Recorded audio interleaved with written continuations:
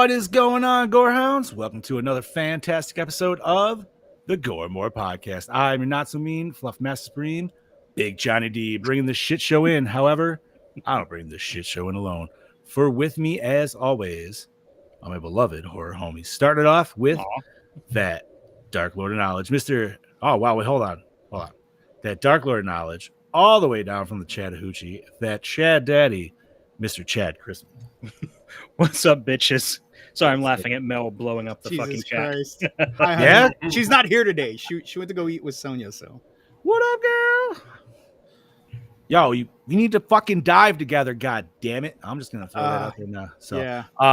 We have the Dean of the Deceased, Lord Scoopacabra, the host with the ghost, Mr. Steve Vasquez. What's up, baby? Glad to be back finally. Fucking right, dude. We got the whole gang back together. Hell yeah. And he's there. He's a little fuzzy. He's a lot fuzzy. He's like coming in. He's like 1999 AOL fuzzy. But you know what? I'm sure we can hear him just fine. And we know he's that big old meat mountain, that killing machine, Mr. Bobby Monet. You're on, Bob. Yeah, I'm here. I don't know what's up with my internet again. It's all good. You're showing green? So... Yeah, that's weird. Maybe it's a computer issue, Bob. Do a quick refresh. I was gonna say I had to update my shit before hopping on today. So I did that yesterday. Sometimes you gotta do that. All right. So while Bob's doing his little thing, we are talking Evil Dead Rise today. That's right, 2023.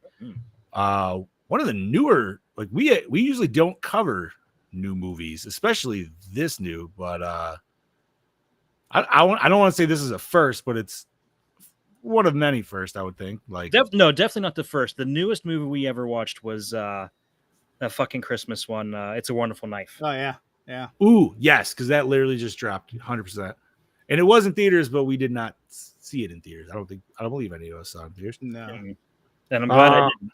I would have been fine with it. So before we talk Evil Dead Rise, and I'm sure we have much to talk about, we're going to talk about what we did in the past weekend. So, Mr. Scuba, how you feeling, buddy? You feel Let's see. It's been a while. Ladies and gentlemen, it is now time for your Slice of Life! Yeah, thank you, homie. Magnifico. Thank you. Man, we got everybody in the chat. What up? Mel, Jacob, Gene, got everybody. Chad Daddy, how you been, homie? I have not been too bad. I have been insanely busy like always. I don't know about you guys. I mean, I know it's nice where Scoob's. Dude, it is so fucking hot here right now. Like how hot is it? Hot enough that the wife decided it's time to put the air conditioners in. But I'll get to that. So, yeah, I had that the other day too. Hey, Uh-huh. we need to put the air conditioners in. Yeah, who's this we? She actually helps. So no, I know she did too. So let's see. Friday on my day off, work, normal work week, busy, not busy, waiting on parts, waiting on paperwork, all that fun stuff. So, Friday, just like the Friday before, me and the wife decided to volunteer for the Spring Fest, this time at my son's school. His school is 3rd, 4th, and 5th grade. So we got to hang out with some 3rd, 4th, and 5th graders, doing crafts with them. And we had his class dead last, which is really cool. And so throughout, it was me, my wife, my mother-in-law, and we had another helper with us. And half the day we would have to split up, and because we had to do 2 classrooms at once. So the second half of the day we all did 1 classroom together. And this last classroom, we're all around, and we walk around and we help the kids wherever they need. And the last class, which my son had, there are 1, 2, 3, 4, 5 special needs kids that they brought in. So my mother-in-law is helping Cameron with his craft, and the other 2 are walking around. The Steph and the other one are walking around helping the other kids. And there were 3 aides for the 5 special needs kids. There was a little table with 3 of them. There's this one little kid that's on Cameron's soccer team, and he's a really cool little kid, real talkative. He had an aide, and then there's this little girl that's back there, and there was nobody with her. So I'm like, I'm gonna go back and see if she needs help. And I'm like, do you need help? And she's like, yeah. So I'm sitting there and I'm helping her do stuff, talking with her, sitting with her. Like I spent all my time there with her because everybody else had everything under control. These kids knew what they were doing. So I helped her out. And at the end of the day, we're all cleaning up. We're getting ready to leave. And she just come up and she just gave me like the biggest hug. Aww. And that made my whole fucking day, dude. That made that whole day completely worth it. You're just like, worth it. Mm-hmm. Oh, she was the sweetest little thing, too. So, yeah, that happened.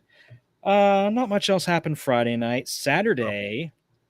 Oh, and also Harper has been sick off and on all week. Turns out she has bronchitis. Ooh. Damn. Yeah. So she's been, and that'll also leading me up to today. But so she did not play in her soccer game Saturday because she was just coughing almost nonstop. So Steph decided she was going to stay home with Harper and miss Cameron's soccer game.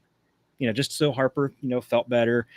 And it was actually supposed to rain Saturday. So we're sitting there, and I'm expecting it to rain, and it's just getting hot and hot and hot, humid, and I'm just sitting there dying. And the game, the team they're playing is the team they beat before. And the team they beat before, they beat them 10-1. Okay. So it's starting there, our team's, up 1-0, 2-0, 3-0. I'm sitting there texting Steph the whole time, keeping her updated on the score. And she decided she had to come into town anyway to go to the store to pick up some stuff. So she just, brought the girls with her and came over and decided to watch the rest of the game. By then it was 5-0, which I'm glad she did because Cameron got his first ever goal in the game. And we were also super proud. He's just, so when the team is up so far, our coach will switch it out and put the defense players on strikers and put strikers back on defense. That way to keep it a little more sporting for the other team. You don't want to run up the score, kind of try and keep it fair. Okay. So, Cameron's up there and he's not the fastest runner, obviously. But he's just up there and he's taking the ball to the net and he's got, people on each side of him and he's got it wide open. He looks like he wants to pass and we're just yelling, shoot, shoot, shoot. He shoots and it sails right in. And we were so happy. Steph was so happy she cried. It was freaking awesome, dude. Awesome. That's awesome, dude. And that just made the whole thing. And they end up winning, I think 12-0 or 13-0. I mean, I felt so bad for the other team because his best friend plays on that team too. Yeah, but your little dude's been there too, though. You know what I mean? That's just how the fucking shit goes, man. And this is his third season. It's his first goal. That's all he wanted to do was at least score at least one goal. So he's happy. I'm happy. Bro, he's progressing. That's all. You know what I mean? That's all. That's all that matters. Right? Mm-hmm. Yep. Then we came back, and I'm like, it's such a nice day. I'm not going to waste this weather. I went out and mowed the yard and everything, and got a good bit of sun.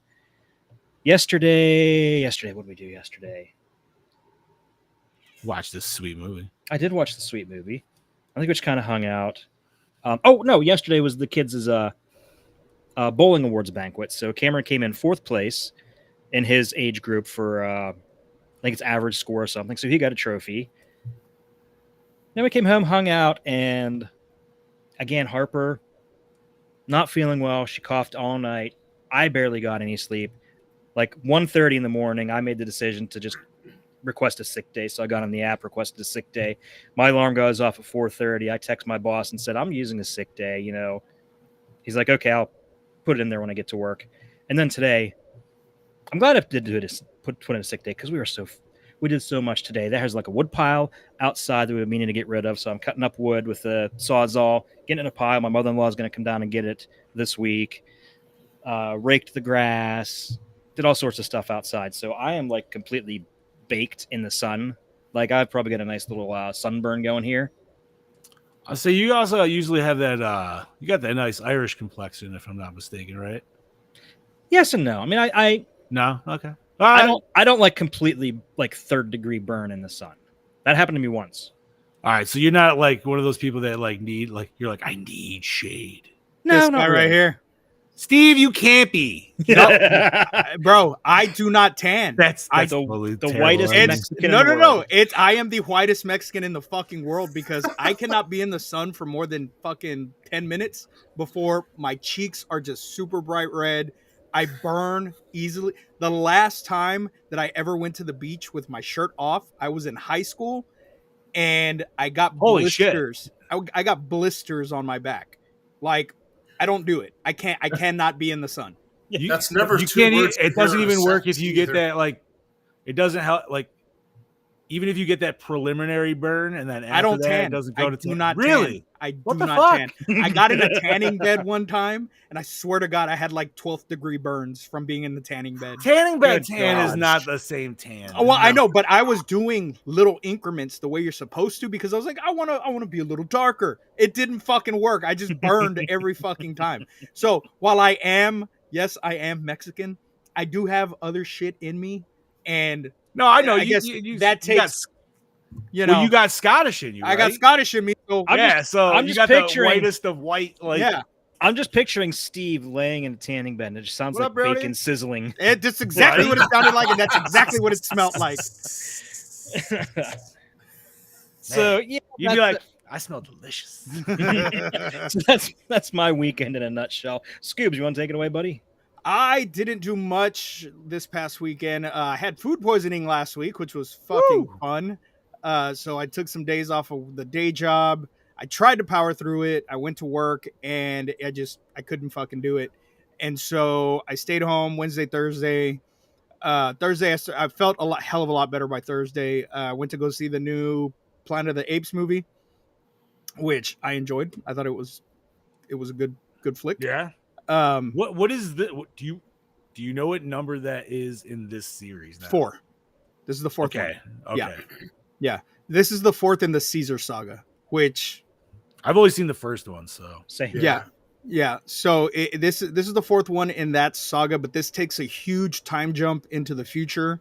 We do see Caesar at the beginning, but there's a huge time jump, and this takes place many generations later down the road. So okay. it's a good flick. It's really cool. I liked it. I enjoyed it.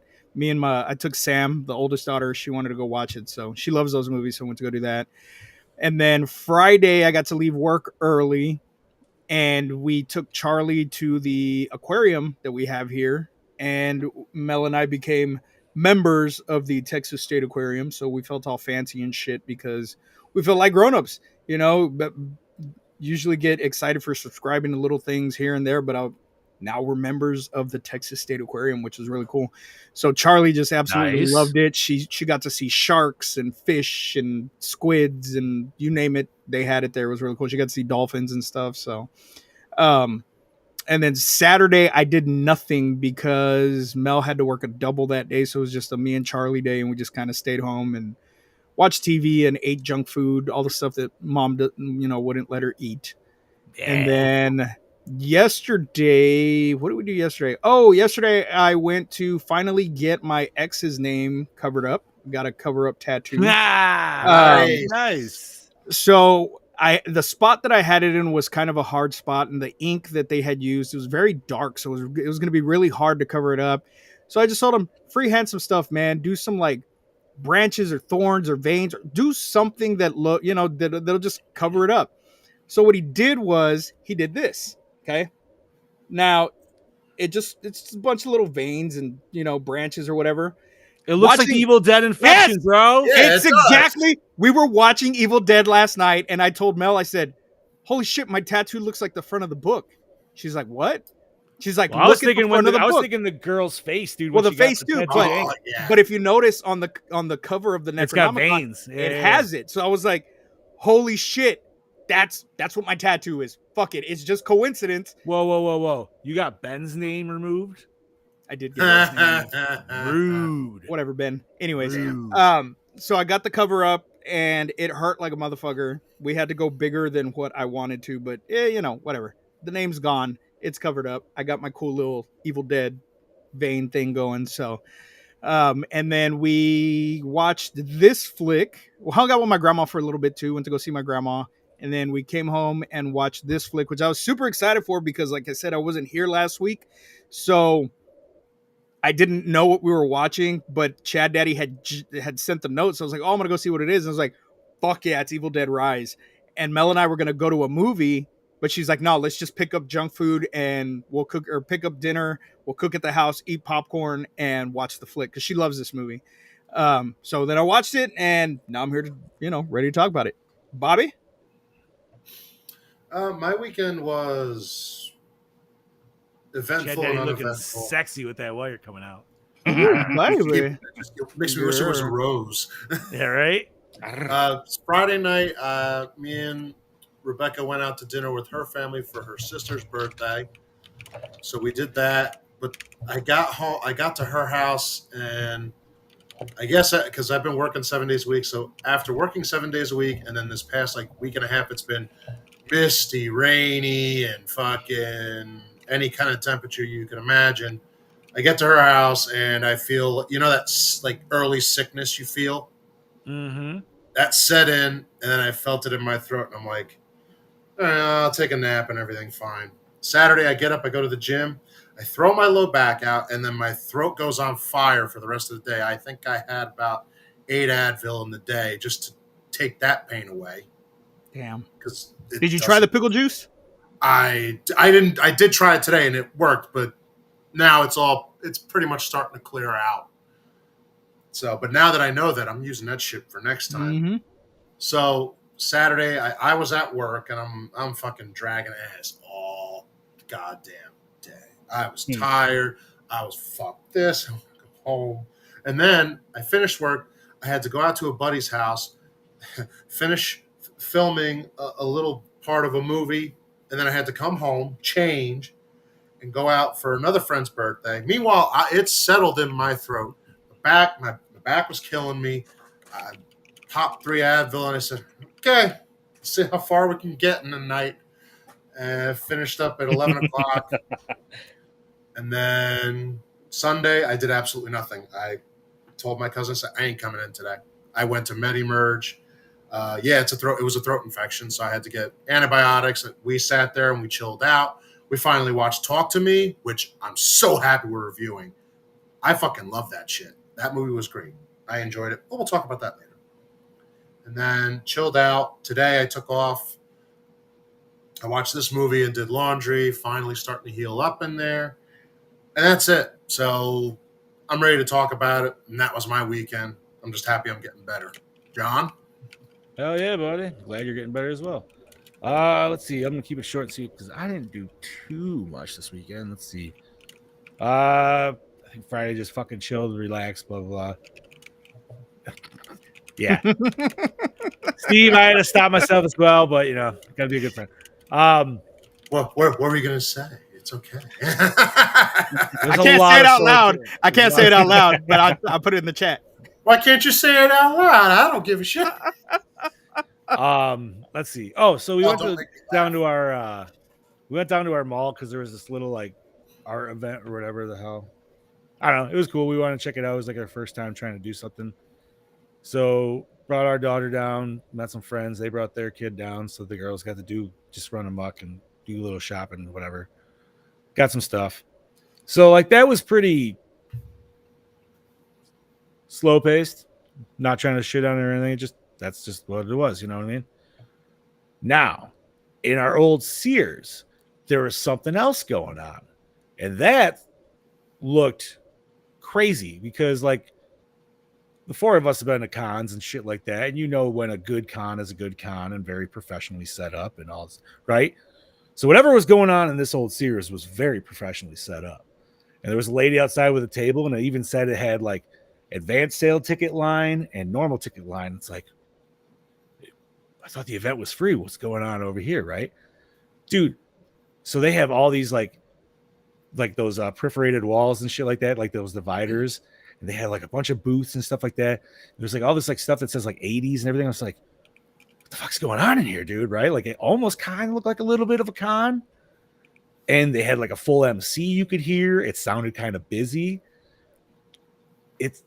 And it was like the craziest thing. So this lady, but it's an older lady running out front, so it's even weirder. Bro, it's like not stamp. It wasn't stamp collecting, but it was, I'm sorry. It was scrapbooking. It was a full fucking scrapbooking event that was like, I was intrigued. I almost wanted to go in because it looked so busy and so well set up. And I'm just like, what's going on? Like, I almost feel like I need to see what's going on. Why do they have an MC? What are you MCing about scrapbooking? What like, what? There's like this, is there like a whole like untold world that just like, there's like cons for everybody that you just never knew existed? I don't know. I didn't go in, so the mystery still remains. The It could've- mystery remains. Yeah. So, it is what it is there. And then yesterday I worked my fucking ass off, dude. So just outside and inside catching up because Mother's Day was last weekend, so kind of fell behind chores because that's what you usually do, a lot of big stuff. Mm-hmm. And then pool's open too, so I have to throw in pool chores on top of that. Dude, my pool has killed 7 different rodents already in like 4 days. Holy shit. Shit. The first time was even the craziest, man. I'm 5 minutes before going to fucking work. I think this was like Thursday or something like that. I can't even remember. Anyways, so I was like, man, I haven't checked the skimmer basket in like 2 days, maybe 3 at most, but it was definitely 2. And needless to say, I opened the cover and there was a giant wad of dark gray fur that Okay. I thought it was a cat, bro. I'm not even gonna fucking lie. I was just like, what the fuck? I'm looking at this. I look up at the clock outside, dude. It's 5 minutes before I gotta go. I'm like, damn it. I don't want to put my hand in this, dude. Like, fuck, I don't give a shit what anybody says. Like, fuck that, dude. No. So I went and found something I can grab it at. Long story short, it all started because there was a little floating red squirrel out in the pool. So I scooped him out. And that's why I was like, oh, maybe I should check the skimmer basket. It's been a minute, right? Dude, I had like 3 other red squirrels in the basket and a gray squirrel, which I've never had in my fucking pool. And 1 live frog. Like that frog was like, I'm fucking the king. He's the Highlander. Right? There can only be 1. And yeah, it was just, that was crazy, man. Because like these squirrels have been fucking dickholes in my shed, blah, blah, blah, blah, blah. Anyways, and then fucking Sunday when I'm cleaning out, man, there's like a family of fucking mice in there. And they were fucking big ones, dude. They probably had to be like 6-inch fucking mice. I thought they were like rats almost. I was just like, ugh, like fuck your. They probably came from the field, whatever. So I feel like I should start a tally board for how many deaths my pool counts for this year. You need to put a sign up and just write Deadpool. Yeah, 100%. And then we run it at the ticker on the bottom of the show. What it's got to do is right. So it's got to be like. But do I tally it by certain animals or is it like a total tally? A total, so okay, because it's like okay, here's mice, squirrels, red and gray. Frogs will definitely die in there. Some others, whatever, maybe a bird, who knows? But now, if I had the ladders in there at the time, I feel like those dudes probably could have made it out of there, but it wasn't ready yet. So, rest in peace, little homies. Good riddance. They had to go probably. Yeah, no, they suck. Fucking jacked up my shed completely. But no, man, it's I gotta do some more cleaning all this week because we're having a nice little party next weekend, and I'm fucking ready to go swimming, man. Because the last 2 days has definitely been hot enough, but the pool is not warm enough. I can say that. We're getting 90 degrees this week, so yeah. And so we had today. So I did. Yeah, but you're supposed to have that kind of weather. Yeah, but we have it all the time, and it's fucking stupid. Fair. So usually I watch this shit Sunday night, right? But from all the fucking lawn work and everything, my ass was just so tired. I'm like, I can't fucking do it. But because my ass went to bed so early, I woke up at 4 this morning and watched this movie before. Well, I finished it a little bit after work too. I didn't get to fully finish it, but I've never really started the morning with a horror movie on a work day, but it was kind of nice. Yeah, it's a good thing. It was kind of nice. It felt like some dad time on the weekends when you get up before your family does, and you know what I mean. I was just like, huh, sweet, dude. It sometimes gets you in a mood where you're like, I can power through work. Fuck yeah. By the way, Gene messaged over there a few minutes ago about the original Fantastic Four being on YouTube. Oh, he texted me that at 6 o'clock in the morning yesterday. Yeah, but you're awake. I'm not up at 6 a.m. on a Sunday. Oh, no! On a Sunday? On a Sunday, no, like I'm sitting there, and my Fitbit Fitbit is synced to it, so I'm like half. I might have been half awake, but my wrist just starts vibrating. I'm like, what the fuck? Who's texting me this? And I look and it's from Gene. I'm like, really, Gene? Really? That's Useless like shit from Gene. hey man, you know what? I dig it. That's I would at fun. least That's- woke up and been like, nice. Right back to that. Fucking right, dude. All right. But yeah, man, I'm excited to talk about this movie. So I say we hop right the fuck into it because we're going 26 minutes strong right now. All right. So that is Evil Dead Rise. This is a Scuba Steve pick. Scuba Steve pick. Yeah, buddy. Scuba Steve, I'm going to hand it off to you, homie. All right, released April 21st, 2023, as an unstoppable force of nature destroys the awkward reunion of two sisters, a strange book emerges. Now, single mom Ellie's Los Angeles apartment complex becomes part of the mysterious tome's dark history, unearthing its ancient, blood-curdling secrets. But the unimaginable menace that has emerged now demands blood. And as possession opens the gates to a nightmarish dimension of evil wonders and pain, the shattered family must answer a crucial question. What would you do if mommy wanted to kill you? I thought you were going to say for a Klondike bar. I was just- My programming in my head, anytime you'd be like, what would you do For a Klondike bar. Directed by Lee Cronin, Minutes Past Midnight, The Hole in the Ground. Written by Lee Cronin, The Master Plan, Ghost Train. Produced by Rob Tappert, Boogeyman, The Messengers. Starring Bobby. Give it to us. Starring Bobby. I was about to say, I'm in this movie? I don't remember shooting. Starring Lily Sullivan, I Met a Girl, Monolith as Beth, Alyssa Sutherland, Vikings, The Mist as Ellie, Morgan Davies, Devil's Playground, One Piece as Danny, Gabrielle Eccles, Reminiscent as Bridget, Nell Fisher, North Spur, My Life is Murder as Cassie, Noah Paul, The Peacemakers, Power Rangers, Dino Fury as Bruce, Richard Crouchley, Black Hands, Head High as Kleb, Caleb. Kleb. God damn it. I was just about to say, wow, I'm super impressed with Bobby this week. He hasn't fucked anything up. Bro. Literally just What? thinking that in my head. What did he say? What was it last week? Oh fuck! What was it last week? Oh, bro, it was Mohicans. He said the last of the moccasins. I love you, Bob. I love you. We love I you, do, buddy. I do. This is not. I want to stop doing Starry from now on. No. Oh no, we're keeping you Never. up. Fuck no, Oh. never. The last of the Mirabai Peas, The Gulf, Head High as Teresa, Anna Marie, I'm going to say Marie, Thomas, Marie. No, you're good.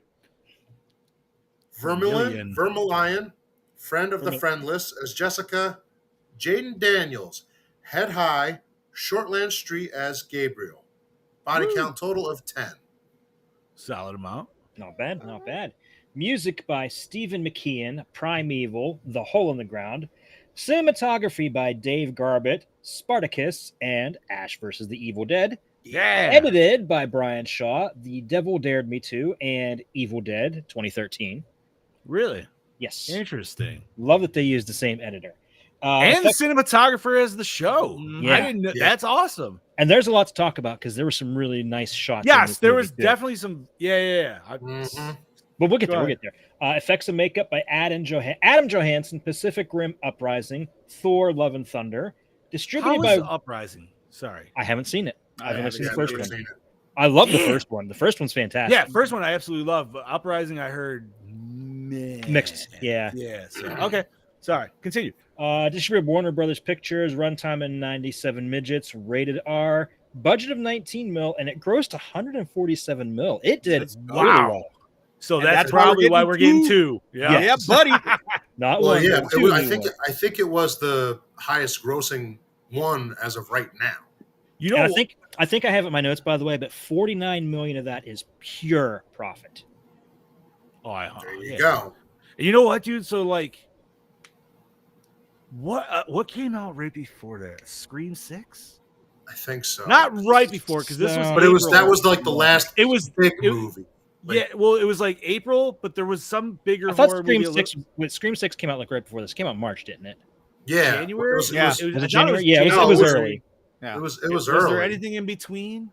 I don't. Not that was big like this, like Scream, and then Because I this. feel like 2023 had some solid hits, dude, in the theaters for sure.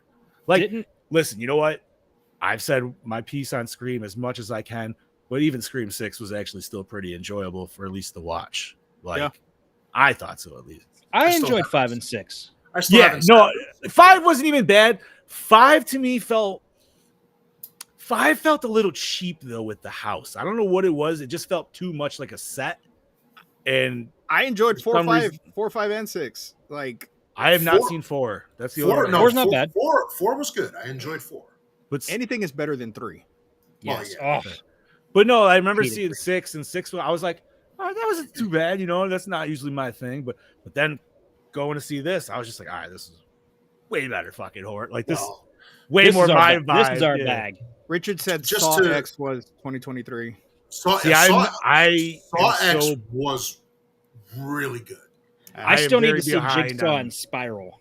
Spiral Dude, I'm was so good. far I behind like on Spiral. Saw, dude. I haven't seen past like 4, maybe 5 at best.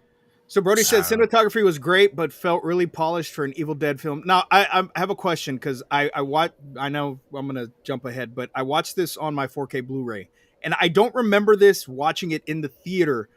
Okay. Was there a lot of like movement in the walls that made it look like a dream sequence in the movie at all? Where? Like What just scene? random scenes that made it look like it was don't think I focused on the noticed. character.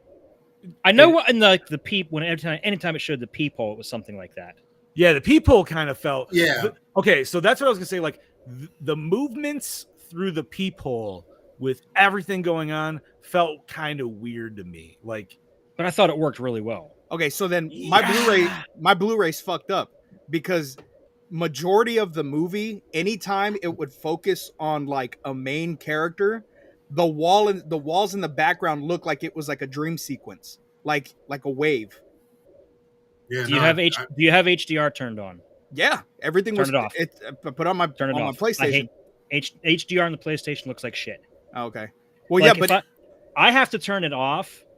Like if I'm playing Ghostbusters Spirits Unleashed, I have to turn it off. Otherwise, you cannot see into the dark corners at all. well, no, it wasn't like a color thing. It was. You see how my wall, when the light, you know the what your green light. best way to check this is? You got HBO, right? You got Max. Yeah, I Just need to watch check it on that. Max. Watch it on Max. Yeah. And then just compare it that with that. And I just opened I bought it when it first came out, the 4K Blu-ray, and I just opened the package last night. And we're watching it, and I told Mel, I was like, I don't remember it doing this in the theater. Like, is the movie fucked up? Like, did we get a bad copy of the flick? And she's like, I don't know.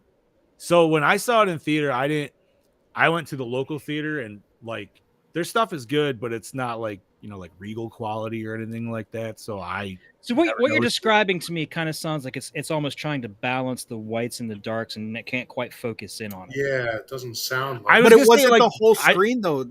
It wasn't the No, whole screen. but I almost it was feel just like there's stuff in those scenes, like when you get more close up on the faces, where there's like some distorting views, because obviously, like there's one shot in particular where it's like with the brother and the sister, where it's like the sister's face is more focused, and then it unfocuses out and focuses more on the brother's face. So maybe you just noticed it more because you're watching it in full fucking 4K.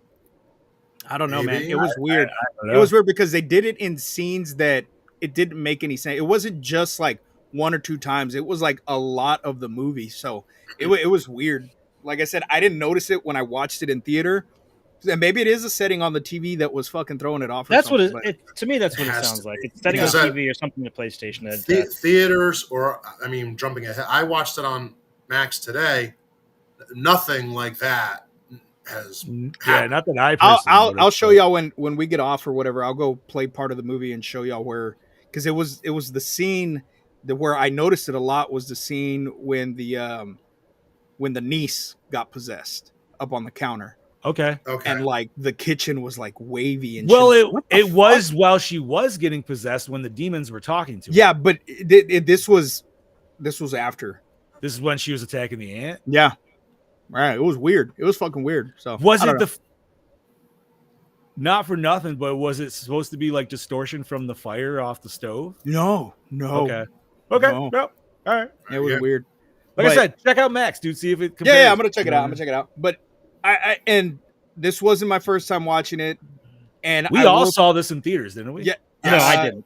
I saw Chad it like Daddy didn't get to. I saw it like the weekend it came out on Max though. Like Word. as soon as Okay. I jumped on it. So we had all seen it, and we didn't talk about it really much Yes. Yeah. because we didn't want to ruin it for Chad Daddy. I enjoyed the fuck out of this movie the first time I watched it. I was on that Evil Dead high, and I watched every single Evil Dead movie before going to watch this one. And it's still, even watching 2013 going into this one, I fucking loved this movie. I fucking was like, fuck yeah, Evil Dead, gory as shit. Watching it last night, I was bored. And I don't know why, because I love the movie. Intrigues me. I'm so and curious. it's not my first time. It's not my. Maybe it's because it's not my first time watching it this year, because I did watch it a few months ago.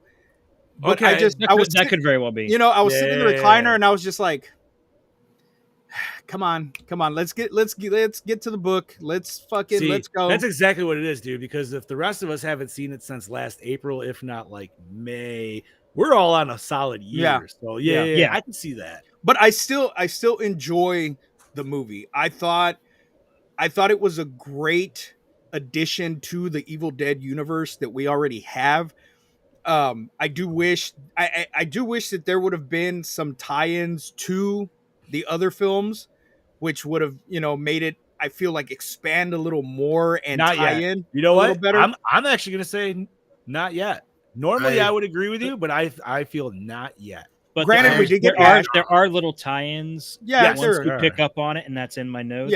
Yeah, and so we do get the cool little Ash voice cameo, which is fucking amazing. That right there. And I noticed that right off the bat when I first watched the movie. I was like, oh shit, that was Bruce Campbell.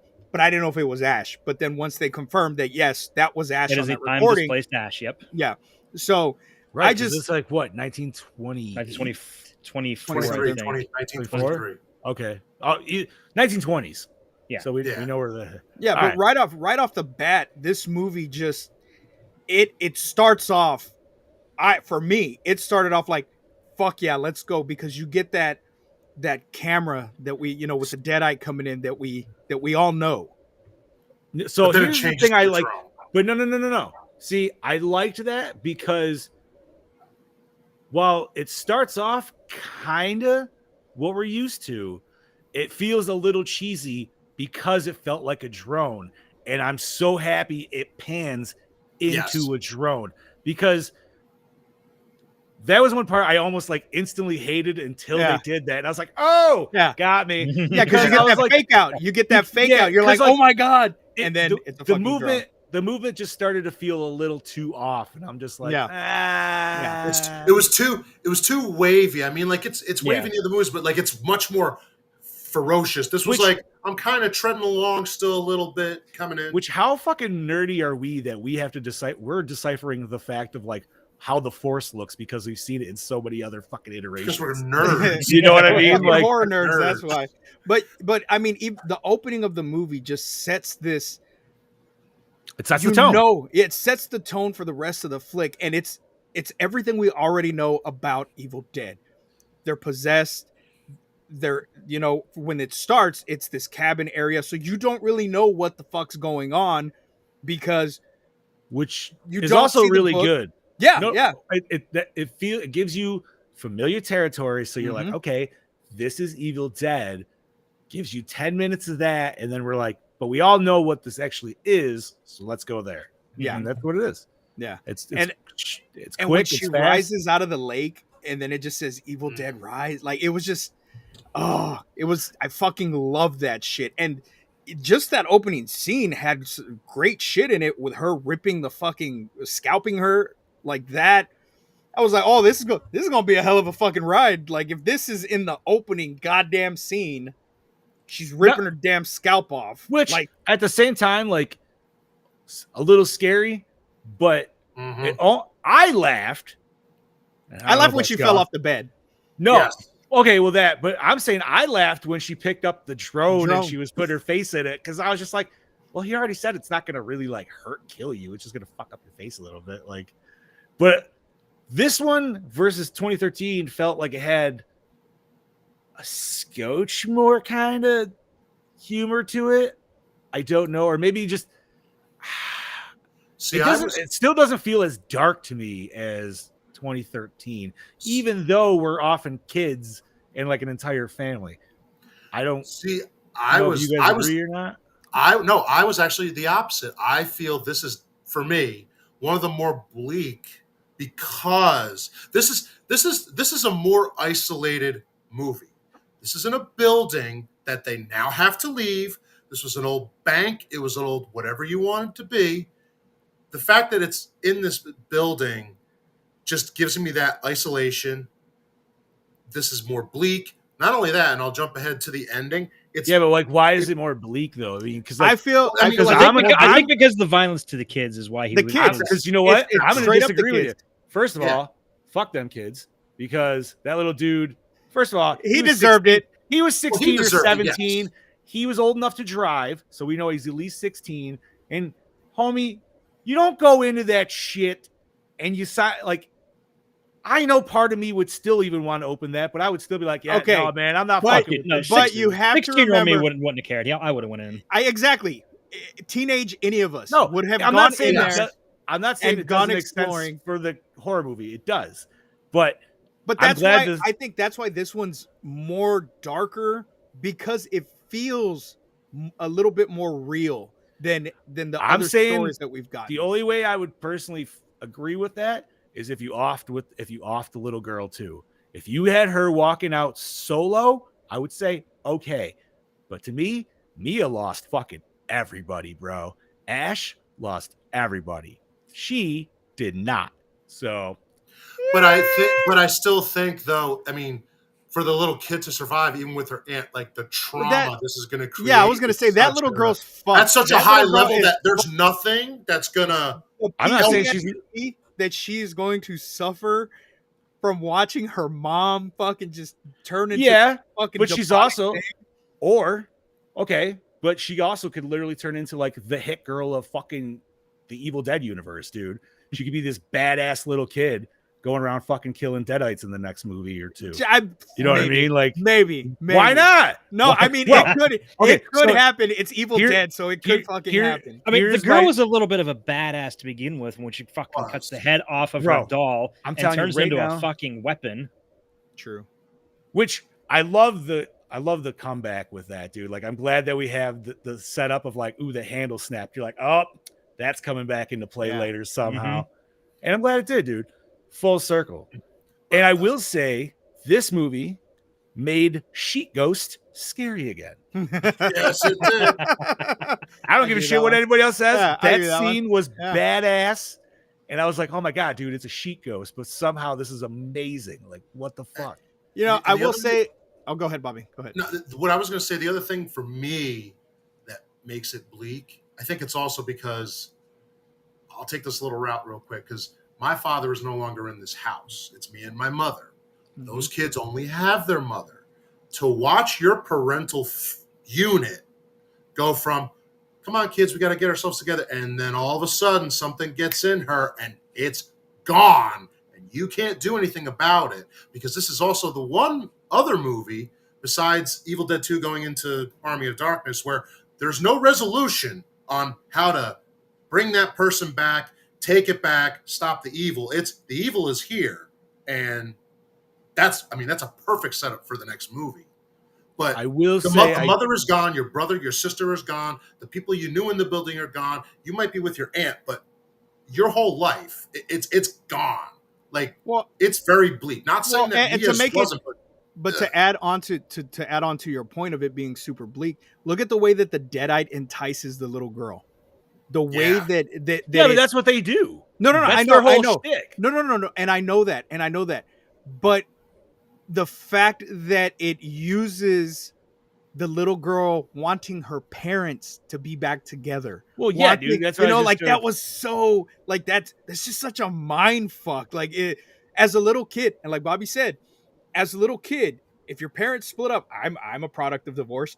If I were to see Same. that shit, as a little kid, and my mom was possessed and telling me, "Oh, well, your dad's here, and we're gonna get back together." Okay, I'd have done the same stupid shit, and that's just that. That just goes to show how fucked up the Deadites were in this fucking movie. But I love it so much. I love the fact that not only are they doing just these fucking violent things. They're also playing these fucking mind games, and they're getting back into your fucking head. And it's not just an adult that they're fucking with. They're fucking with these little kids, these fucking teenage assholes. I was gonna say I feel like the teenagers are like old enough to where I don't consider them like little kids.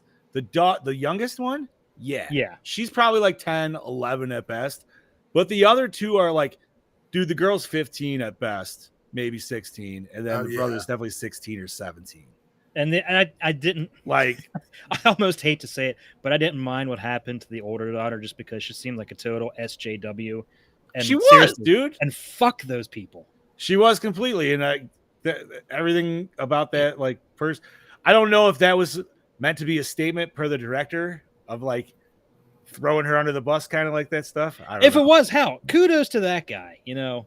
Well, you remember how like Green Inferno was supposed to be about that? I never actually personally watched it. I heard it wasn't that. I saw that in theaters. Yeah, that was a nice theater. I don't like cannibal movies, so I really didn't give two shits about it. I had a good time with that.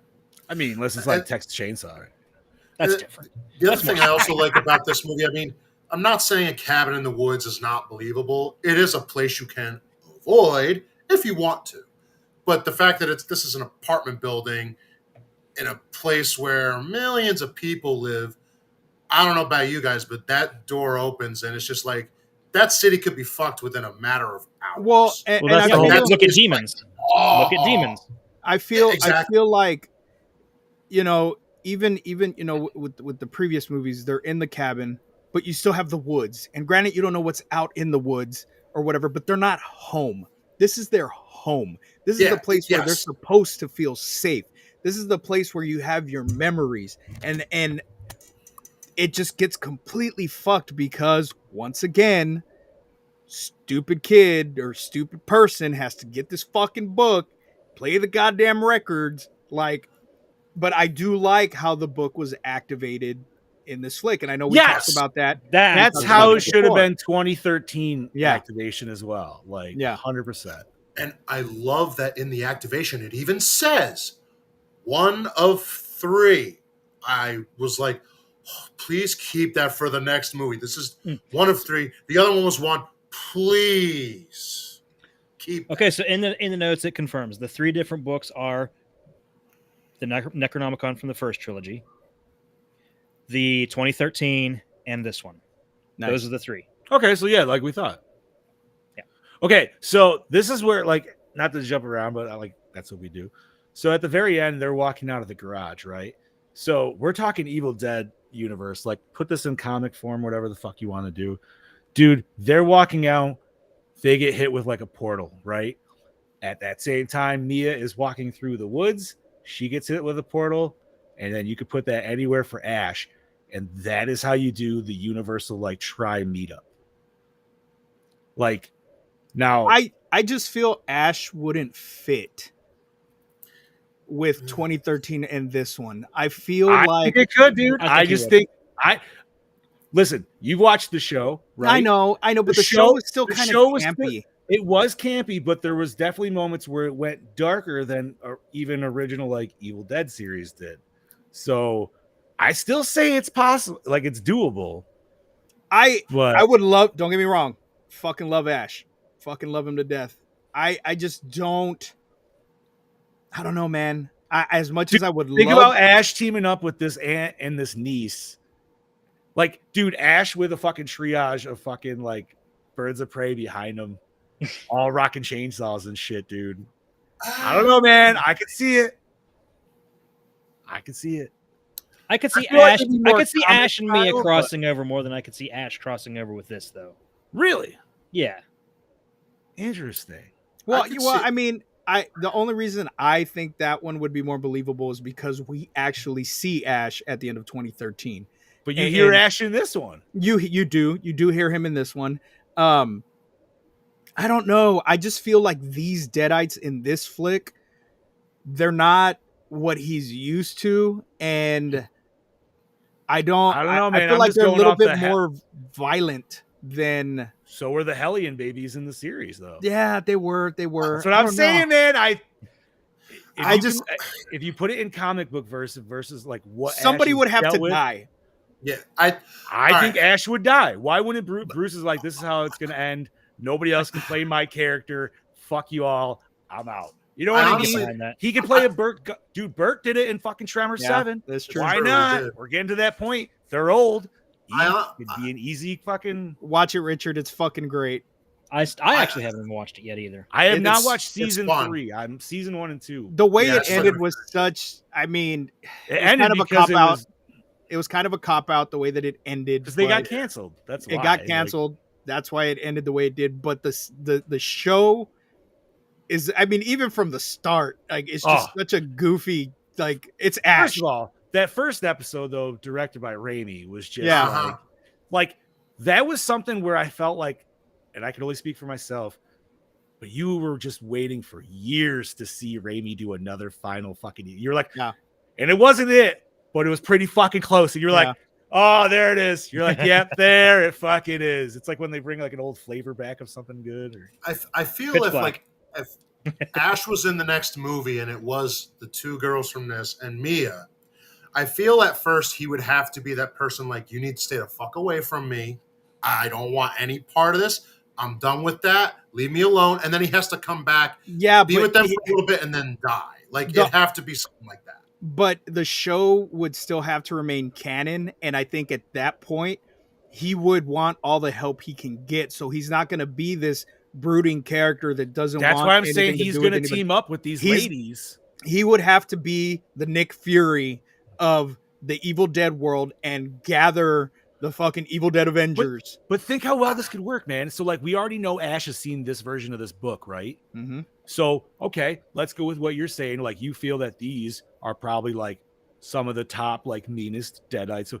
So like, imagine the episode or whatever, the scene where he sees this book and he knows how bad this book is in comparison to Look said at Brody's comment. other ones. I was just his Brody's comment. All right, let me put that up. Hold on. Beth was gives birth to an antichrist and gives us a world domination of Deadites. That would be a hell of a plot twist for the next Because movie. here's the thing. She said 2 souls. So the Deadites knew that there was another soul inside of her belly. So what if something snuck in and she didn't fucking know? That would be a plot twist for the next movie. Like, let it go normal. She starts having problems. Boom, she's gone. Like that. First of all, Gene, he does read because in the very first episode, he's the one who literally starts all the shit up again. And you know 'Cause he why? was drunk and horny. Because he, yep, I he did was see trying to that. get, he was trying to get some I poon, did. and he was like, "Oh, you like some weird shit? Let me show you what I got." And it's like, "No, Ash, you drunk, sloppy son of a bitch." That's what happens when you're drunk and horny. You Yep. fucking unleash the fucking Deadites. Man, I need to really rewatch that fucking series, bro. But no, so this movie, like, dude, all right. When I first watched it, I watched 2013, and I hadn't seen 2013 in probably a solid year, if not longer, right? So, like, my Evil Dead fucking level was full out max, dude. And then I went into this. Problem was I set my own expectations, hoping almost for another 2013, to which I was like, I should have realized, which I did watching it now, that this is our first Evil Dead escaping the roots, you know, Yeah. pun intended. So it's gonna be different. It's gotta be different, right? Like we're doing full different area, full different setup. It's cool we dealt with a family and maybe just not like a grouping of friends like we usually do in the standard horror format. And who knows where like it could lead with the next potential too. You know I what mean, and we know that it made its way back to the woods from the opening of the movie. right? Because we Yeah. jumped 24 hours Yeah. back in time. Yeah, because there was another So- girl building. So we already know we got, but maybe not worldwide, but at least citywide infestation of Deadites potentially at this point, and how fast that can go can go pretty quick, I'd imagine. And So- which makes me wonder how they just set up for the next film. Like, so where did these two go? It's got to be like, okay, we have to close this. This is a no way out zone. We got to find the way out to get rid of this. but it's the 5th best Evil Dead film.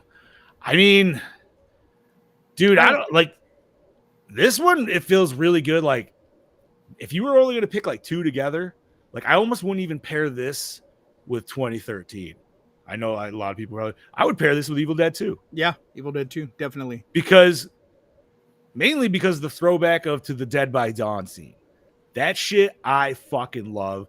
And there was just not to mention the eyeball scene. She spits a fucking eyeball and we watch And the it eyeball fucking- fly into her throat. fucking choked. That's Evil Dead 2 as well. Like that, it's just that's what I'm saying. Like this one had a little bit more funny haha stuff in it. Yeah. Even if some people didn't necessarily get it. But there was other cool shit, man. Like there was a lot of shot wise. I think they were trying to imitate past Evil Deads. There was the one where I think it was right towards the end, and she's standing up and she has the shotgun. And I'm pretty sure it's the same exact line, and it looks like the pose that he does in the theatrical cut for Army of Darkness. Yeah, at she the says, very "Come end get for- some." Yep. Yep. Where he's at S-Mart.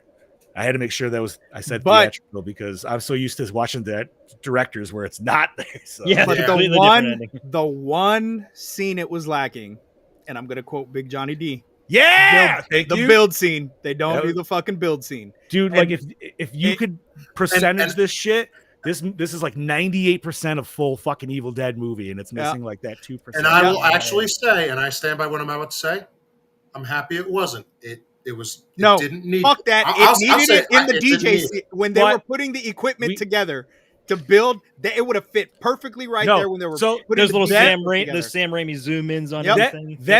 that was the closest thing that we got to that kind of a scene. But yes, you need the intense like Yep. like I need that scene from fucking Spider-Man 2 in the hospital. You know what I mean? Like, Like that's the last time we saw something like fucking that. right, bro. Absolutely. However, we do get some cool, like, really like up close in the face shots, man, when she's running at the end and she's just covered in blood, and it looks like one of those like run cams when like those kids on TikTok. Oh like, yeah, hold the it fucking right here, the GoPros. Yeah, but the it's just GoPro. like, poof, poof. Yeah, she's totally like, wearing you know a what I mean? GoPro. They filmed Yeah, that. like- There's Oh, no yes. way. There's no fucking way they didn't strap a GoPro to her head and film that fucking scene. That's how they did it. But it was a cool fucking shot. I thought it was cool as shit. Yes, I agree with that comment. From There was, and I will say, the whole fucking hallway scene shot through the door was interesting. The only thing that took me out in that was the kid getting blasted against the wall. I laughed my ass off, but it looked kind of chalky to me, and I don't know why. The young kid that got his arms ripped off. No, the kid that got he got thrown against the wall. Like, yeah, I think he did get his arms ripped off because she followed him down the hallway. You hear like a bunch of like screams, and then like he gets thrown like Paranormal Activity style. Yeah. against the That's fucking exactly wall. what I thought of too with Yeah. Paranormal Activity. That's funny that you said But that. you know, as I feel like this was actually a scary Evil Dead film. But even I love that it did throw in those kind of goofy things because that's what makes Evil Dead Evil Yes, Dead. Evil Dead. You That's what have to have that Yeah. kind of slap. Granted, it didn't go fucking full on Evil Dead 2 slapstick, which No. fucking nobody can pull off the way Bruce Campbell does. But it's a great fucking solid flick. It fits perfectly into the world of Evil Dead. And I really hope that they continue with, because we know we're getting 2 more. I really hope that they continue just pushing that envelope and giving us even more shock factor, but not to the extent to where it just turns into this complete fucking gore fest without a story. No. Yeah, I don't want like a hostile Evil Dead. No. You know what I mean? Like I don't want a Terrifier Evil Dead is essentially what I'm saying. Make it gory, make it brutal, but I don't. It's got to stay on that Evil Dead. Yeah. Dude, like, okay, you need copious amounts of like disgusting liquid, right? Oh yeah, like you have to Yeah. have the blood. You have to have the gallons and gallons of fucking blood. and And vomit, that, Yeah, and and vomit. that Yeah. white puke, vomit. some kind of like that. I would say you definitely got to have. I mean, kind of got a little bit of this, but like they always talk about where you got to chop up the bodies and shit like that. You know Yeah. what I mean? Like, so do we have any premises on the new ones coming out? I don't think we do, right? No, It it's did- No, nothing. But you know, nothing I'm yet. I'm surprised nobody's even touched on this. The fact that there's no actual wrap up of this story. No, You know, at to get all. away. But you know, there in is- the apartment building, the book is still there. The records are still there. Somebody's going to find them. Those other fucking deadites are still there. So see, and here's my thing. That's what I was thinking, because I was Ex- like, were they the ones that were going to attack her, or was it just the Force attacking that girl at the end? I'm assuming it was just the Force. Probably like Yeah. left the mom's body and attached it to her. And I think that building's getting torn down too. That's why they also had to move. So you also But have that. somebody's gonna show up. Somebody's gonna show up and find all that blood, Mhm. find all that shit. So, and we don't know how many people live in that fucking building. We don't know how many people are left there that could potentially be deadites right now. Right. We don't know. We just know that whole floor was fucked, and they combined into the fucking whatever the fuck it was called. But that was just the mother and the two children. The other ones, Right. All the other the deadites neighbor- are just yeah. up there. They're just deadites. I just find it so funny though that it's that one floor, and well, I'm sure in the morning everybody else was probably like, "What the fuck was going on up there?" And then it just starts taking over. Like, I will say though, like in comparison, this is probably the most bodies we have. Well, Army of Darkness doesn't count. But like, no, it does not count. For ones with Evil Dead in the title, this is definitely the one I think it takes the top amount of kills, especially with that hallway scene. You know what I mean? Like, usually we just have a secluded amount of people in the woods and the cabin, and that's kind of about it. It's usually about five, maybe 7 people. Well, because who died in Evil Dead 2? It was Bubba. You got Billy. Yeah, was it Billy Joe? Bobby Sue? Bobby Joe. Bobby Joe. The boyfriend. her boyfriend there. The redneck. Though that is the redneck. That's what I was thinking. Yeah. The blonde boyfriend, the daughter. It's just the 4. Oh, no, and technically Ash's Linda. girlfriend in the beginning. Linda, because they retconned it. So Linda died in the So that's 5. Well, Again, then don't count Henrietta, Army of if you want to Darkness. count Henrietta, who was dismembered in the basement. I don't know if I count. I don't Henry. really count her because that was we never saw that story, so she was just dead this whole time. Anyway. And then if you go to 2013, what was it? There was like 6 of them there. 5 of them died. It was 5. Well, technically, because it needed all 5 of them to die, but then Mia came back. He came back. So 5. So 4 died then at that point. Right. So yeah, this is definitely the highest body count we've got. So and it happens so fast. Yeah. Yes. Like she racks up that hallway in like what 2 minutes. Probably. I'm not gonna lie. That first time, dude, she gets hit with the shotgun. That kind of made me jump. I was not expecting that by any means, dude. Because you didn't even hear the. No, you didn't even hear nothing, and all of a sudden you hear, that dude has it at the ready behind his door. Yeah, he does. No doubt. Anytime. It's cocked and loaded. Yep. No, yeah. Mel she fucking made me laugh last night because, she gets shot with the shotgun and then the sister stabs her in the neck. She's like, she didn't fucking die with a shotgun. What the fuck is that stupid shit gonna do? And I'm just like, you've seen the movie. Shut up. What are you? I just you gotta still try, right? Yeah, you have to. I just love that this movie is just so different. I like that it went a little different. I like that it changed it and made it its own. I had just so much fun with it regardless. And we didn't get the heroine that got possessed and then came back. We didn't get that in this one. So I even like the cop out the red herring that you thought that the teenage daughter was going to end up being like the main character, like she was going to be the Ripley. Mm-hmm. Yeah. And then like part way, and they're like, nope, fake out. Oh, see, I never got that. I did. Really? Just because of it spent a lot of time on her in the beginning. Like a lot of the focus was on her in the beginning. Her black T-shirt wasn't washed. I figured that was shirt. I figured that was just really to just get a sense of who the people were.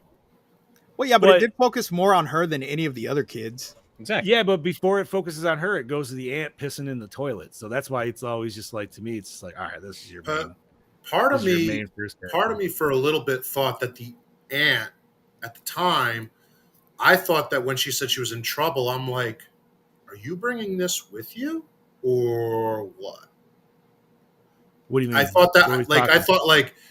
I thought somehow she was involved in some No. other part of it. No, for she like just 2 meant that she was seconds. knocked up is all. I know, but I didn't know that at that point. So I'm like, No, I never got that impression. Trouble I are you always thought that's what she was talking about. Brody, 100%, dude. That was also kind of a little bit of like a like Yeah, just not definitely. expecting scissors up the schnoz, dude. Like that was ouch. Ow. But you know, she could keep taking licks. So I mean, this Evil Dead felt like it took a lot of inspirations for some other things, which I'm totally cool with. Like, because it gave us some different vibes. Obviously, we get kind of the Japanese ghost walking around on ceilings and shit like that, which we've never really had before with Deadites. no. I mean, she's doing the Die Hard shit, but at the same time, like when she's in the corner coming out of the fucking vent, dude, while the sister's listening to the. I love that shot, dude. Like, because it's just fuzzy enough to where you kind of like almost question yourself. You're like, am I fucking seeing inside? And you're like, yeah, you are fucking seeing inside, but you're just not quite sure yet. That to me just what made this movie so nice and claustrophobic. This building has vents. That's what that right there, what you just said right now. That's what this movie is. It made me feel claustrophobic because and I didn't know watching it the first time. I did kind of, sometimes I watch movies, I get anxiety and shit. That's what it was. I felt claustrophobic because I always put myself in these situations. And how the fuck am I going to get out of a fucking building? Like, there was no way out. Bro, especially when they show you the stairwell. Yeah. Because you're like, well, fuck me sideways, dude. You're like, what the fuck am I supposed to do about this? And then the scene with the elevator full of blood. And, my mind goes, cool. Let it fill up because we'll just go up the top. And then you see those fucking arms start coming through. Oh, yeah. Fuck. Well, and the funny part is because there's other movies where you see those vents and you're like, oh, shit, that's got to lead somewhere out. This is that one of those movies where it's like, I don't want to touch that with a 20-foot pole. I'm going to sit right in the middle of this room. So my first thought, dude, when like the cat was up there and she did her little smile, I thought we were going to get a fucking deadite cat, bro. Yeah, I thought she was like, gonna eat the cat. Or that. But like, even I remember watching this in theaters, I was just like, bro, imagine if she turns the cat and we get this like weird pet cemetery cat that like goes like spy mission into the, you know what I mean? Obviously, that'd have been fucking cool. That'd have been fucking cool. Yeah, I don't know. It would just been something interesting that we haven't seen. That would have been animals or anything. That would have been more along the lines of something that we saw in Ash versus Evil Dead. Oh, absolutely. Like that would have been. I don't think that would have been that'd been reanimator cat fight, dude. Yeah. You know what I mean? Cats can't be possessed though. They don't have souls. They're half in and half out of the. Oh, this is remember true. Constantine? Oh. Yeah, yeah. Fair. Oh man, I just want another reanimator cat fight scene, bro. But no, that would have put it. That would have put it right there from that book with Ash versus Evil Dead because that is something fucking ridiculous. That I feel like the most ridiculous scene from that series that I remember is when he's fighting that one body in the morgue and he poops him out. The fucking baby in the dead body. Wasn't that the same level? Isn't that this? Wait. I don't know if that's the same episode, but it's the baby. The baby crawls inside the fucking body and he's fucking fighting. Like the baby basically makes a fucking like Mexican. It's a meat puppet. It's a meat puppet. Yeah. But I think that's the same one. Is and then it like one? Remember, because like he cuts the head off or something, and then like he ends up like it tries to like eat him, but because it's an open cadaver, it like poops him out. Oh yeah, and he's like trying to fight it. It is the same one. Yeah, it's fucking ridiculous, bro. This is the moment in the show where you like pause it and you kind of reflect for a minute. You're like, yeah, I'm really watching this, dude. Like, I'm really watching this and I'm really loving it. God damn it. What does that say about me? But no, this movie was solid, man. Like, I'm glad I sat a year on it. I felt like I enjoyed it a lot more than I did in the theaters. And maybe it's just because I didn't watch anything prior. And I already kind of knew what to expect. So my level bar was set appropriately. But because where I set it and just like some of the little things, maybe that I didn't catch the first time around, you know what I mean? Just those subtle little nuances from all the different other movies and shit. It was a solid fucking flick, bro. Like, oh yeah, it was 100%. And I love the shots in the elevator. Obviously, it's a clear rip from The Shining, or maybe not rip, You know what No, I'm it saying? even says it in production. I mean, notes. it's a rip, but I feel like it's more of like an homage, I Homage, guess. Yeah. So, because I'm pretty sure it's the same exact shots of like front, top down, and then it's like side view, right? Like I think that's how it is in Shining. Could be wrong You're on right. that. You're absolutely right.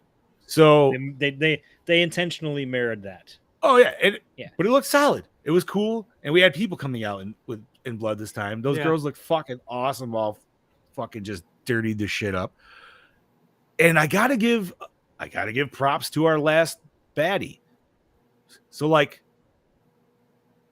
the effectiveness of just using people's arms is great because you do that for most of the time, so now you don't have to show the monster, and you're just having your actors fucking rub your hands on shit. So even just think the elevator, bro. That's just all six actors just all grabbing in there at the same time simultaneously, just creepy. But it fucking works, dude. Just because, like, in our heads, we know it's coming. It's like this weird thing from fucking society. It's like, ugh, gross.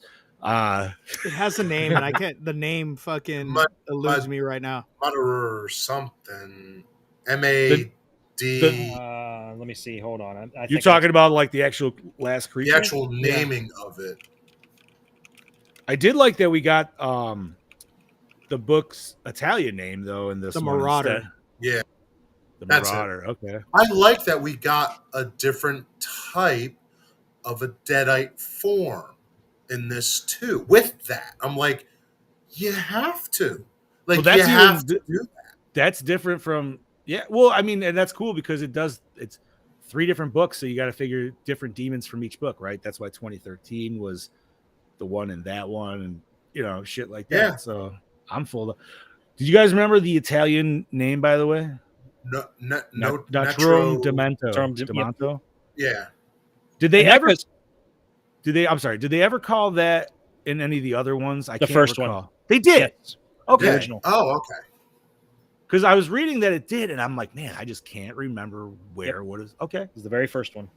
Was it is it Nobi talking when it says it? Okay, Yep. That makes sense. 100%. All right, cool. But no, man, this movie is grisly as fuck. I felt like we could have did a little bit more with the cheese grater, which is my personal opinion. Oh, but man, that alone, like, hurt, like some of it. Well, yeah, because everybody that's using the cheese grater has had that thought. You know what I mean? Yeah. You're just like, oh, that would suck, bro. Just like, ah. Okay, so which is worse, that or the leg shaving scene in Cabin Fever? Ooh. I got to give it to the leg shaving scene. She was like slicing herself like deli meat, right? Yeah, that was pretty gross, bro. That was pretty gross.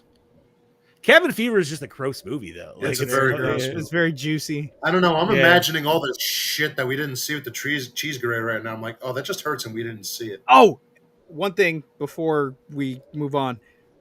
The fucking elevator scene in place of the tree scene, Yes. I loved that shit. And you know what? I actually kind of liked that they just ended it where they did. Yeah. Yep. We didn't have to see her get raped by electrical cord. You know what I mean? Like, No, we didn't see anything crawl inside her this time. No, either. like that's like the one thing that they took out from Evil Dead. And you know what? I'm okay with that. But you know what? Cool, dude. You like, know it happened. You more know, than likely, that's why yeah, we didn't dude. see- That's how. Yeah. It's fine we didn't see it, but you know it fucking happened. You know. Part of me now thinking, like, kind of want to see it because I want to see, like, how fucking electrocution is going to be like that. I mean, I'm a dude, sick fuck right now. That elevator was like, I feel like that elevator was fucking up her worse than the trees ever did because that shit was like snapping her bones and everything like that. You know what I mean? We never really got that in the other ones. We just got like tied and taut. So I don't know. I don't know about you, homies, but I am very interested to hear what Mr. Brody Kane has. Yes. Hell yes. Let's Hell yes. see what he has to say. So let's bring in that saucy Aussie and get a listen. Howdy folks, it's your DKB here back for another episode of Gore and More, and this week I'm here to talk to you about Evil Dead Rise. Now let me just start off by saying that I do think that this, the Evil Dead franchise is pretty much very consistent of making quality horror films throughout it. I don't think there's a bad film in the whole entire bunch of this franchise. Obviously the cream of the crop films are the, well for me personally, the first two. And then the third's obviously just batshit crazy. And then obviously you had the remake and then this film, which I do think actually, like, obviously feel like Evil Dead films, but they're a little bit different in the sense of, you know, tonal themes and shifts around characters, which I will now explain. So, look, I really enjoy the fuck out of this film. Don't get me wrong with what I have to say next. Don't take it the fucking wrong way. It's just me sort of comparing the pair, getting my point across. And I'm not really one for doing that, and I probably shouldn't, but the Fede Alvarez version, you know, it was sort of, it was brutal. The violence was thrown in your face, and they said, look, hey, fucking deal with it. We're not giving you any room to breathe with this fucking film, so just have it. There you go. It's carnage candy for us gorehounds. And this one has exactly all that. Don't get me wrong. It probably just has the same amount of violence as that film. But I think with the direction that Lee Cronin took with this film was actually really good. He tried to separate himself from that film and bring his own little unique style to that table. And that was the direction of the tonal shift of building fear and tension throughout this film before we get them kills and the violence, whatever it may be. So it kind of felt a little bit slower at times.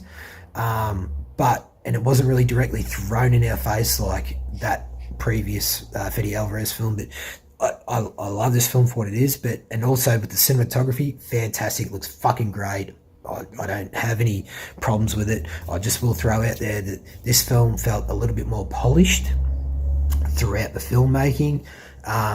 I do think with the Fede Alvarez version, it was a little bit more handheld, but this one was like on jibs and sticks, and they throw some really cool shots in there, don't get me wrong, that pay homage to the fucking previous films, but this just felt like it was a little bit too smooth at times, where they could have been really dark, downright gritty. It was very cinematic. I still think it's an absolutely fantastic film, great film. I'm not shitting on it by any means. I'm just sort of getting my point across in that sense. It's just what I think anyway. Speaking of the violence and gore in this film, absolutely bloody fucking fantastic. I mean, it was very creative at times. It had me cringing as much as the previous film. I really wish they didn't spoil the cheese grater scene in the trailer itself.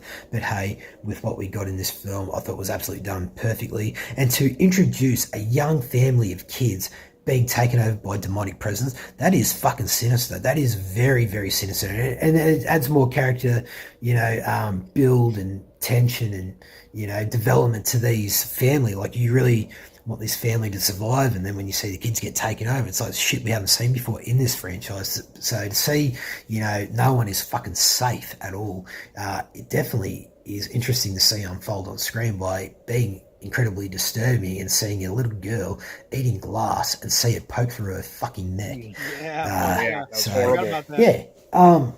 Gore, practical effects. I'm glad that they didn't heavily rely on CGI.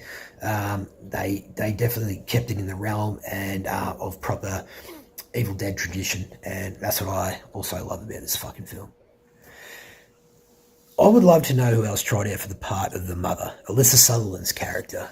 I mean, obviously the proof's in the pudding. She won it hands down. She was fucking fantastic on screen. But I would love, it'd be interesting to see who else tried out for this, because I don't think anyone else would have been able to fucking play better than her. I mean, she was absolutely fucking flawless in this film. To see her transcend this downward spiral of this demonic presence taking over her body was absolutely fantastic to see unfold. She stole it for me personally. Just to go from like one extreme to the other, that's to see an actor transcend like that on set. That would be something special to see. I thought she was absolutely fantastic, and is it wrong of me to say that I felt actually really attracted to her even when she was possessed by this demonic spirit? No, she was hot. Damn, you are a sexy demon. Not one bit. I mean, don't take words from us. I do apologise to people that get offended by that, but it is what it is, so fuck you. Nobody's offended here. But yeah, she was absolutely fantastic in this. She nailed it. A fucking plus. So this is what I hate with movies. They give us the ending at the start of the movie. This film, it goes a day into the future. It shows us in the first 10 to 15 minutes of the film essentially what happens in the future for this film. Then we go back a day and then all the bullshit happens. I do not fucking care, right? And that, I don't even really give a fuck about how the book or the demonic thing made its way. I know what he's out talking to the about, though, forest. and I do kind of agree. We are in the city now. There is more people to be possessed. I want a city of fucking demons running around. It's like a post-apocalyptic future now. Whatever it is, we're getting carnage on the streets of fucking New Zealand where this was filmed. Essentially America where it's meant to be based, but who cares? That's the shit I want to see now. Up the ante. We've been in the forest, the woods. We're out in the city now. Give me that shit. So despite my little rant just then, I do appreciate this film being in the franchise. It's something a little bit different while still paying its respects to the previous films of the franchise. I do like the direction that Lee Cronin actually took it in, introducing a little bit more, family values to the fact that of demonic possession, no one's safe and this kid's fucking getting brutally murdered. So that's pretty fucked up in itself. And, they flesh out these characters a little bit more and try and make you feel a little bit more for them. The location, we've been to the forest, come to the city. There's more at stake now. So, this is your DKB giving it a Gore score of a 4.2. Solid. There you go. So this is your DKB signing out, and I look forward to hearing what you guys have to say about the film. I just hope the next two films that have been announced are, worthy enough for us to really appreciate them in this franchise. Cheers, gentlemen. Cheers, sir. Cheers, Thank you, buddy. Thank you, Brody. Banga. Much appreciated. Yeah, all they got is directors potentially attached to the new ones. They don't have any titles or anything yet, but No. I'm sure we will. We'll talk about it as we get more updates for that going on. So let's see. Is there anything that anybody would like to add on to what Brody had said? No, I think I don't think so. you hit the nail on the head. With his stuff, yeah. All right. I want to hear what's behind them cheeks. Okay, we could do that. So first off, I want to say I'm going to disappoint Mr. Brody King because I do not have any information on anybody else that tested for the role of the mother. She could have just been their first choice. I met her. She was a real sweetheart. She's like really tall too, isn't she? Yes, she is. She is. She's like 5'11" or She was something. at Monster Mania, was she? Yes, that's where I met her. Not this past show. No, it was August. Yes. Yeah. Yeah, that's right, because I got the shirt with her on it. Yeah. Yeah, she was. And you know what? She's just as yummy in real life, too. So. Hell yeah. So let's take it away. Director Lee Cronin stated in an interview that 6,500 liters or 1,720 gallons of fake blood were used for the movie. Damn. That's so much. Oh, that's what I was going to add on to Brody's thing. He was talking about the demon world at the end. That would have been cool because you know what I almost kind of want to add into that? So, like, Deadites want to fuck with people, right? Mm-hmm. Okay, dude, show me like Times Square and show me a Deadite on a teleprompter, like doing the news. Oh, yeah. You know what I mean? Like, end it that style, dude. Like, I think that would be fucking No, because that's too almost cheesy. That's too much like They Live. Yeah, but that's what it would be, though. You don't think Deadites would be fucking with people on live air at that point? Yeah, but you'd be able to tell who it is. So Who cares? They wouldn't care. I mean, they might. I don't know. I don't know about that. All All right. So, the film was originally meant to release exclusively through HBO Max via direct-to-streaming, but it performed so strongly during test screenings that the studio decided to release it theatrically instead. Oh my God. Thank you, test audiences. I don't say that a lot because usually you guys fuck shit up. Yeah. So thank you. And it was much more of a success that way, too. Fucking right, dude, because people are sick. Listen, like, this was last year, right?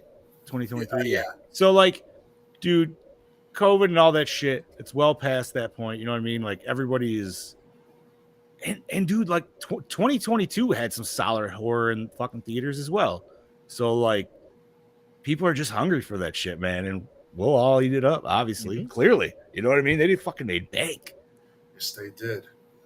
Let's see if they can continue the magic. Let's hope. I just get scared with announcing 2.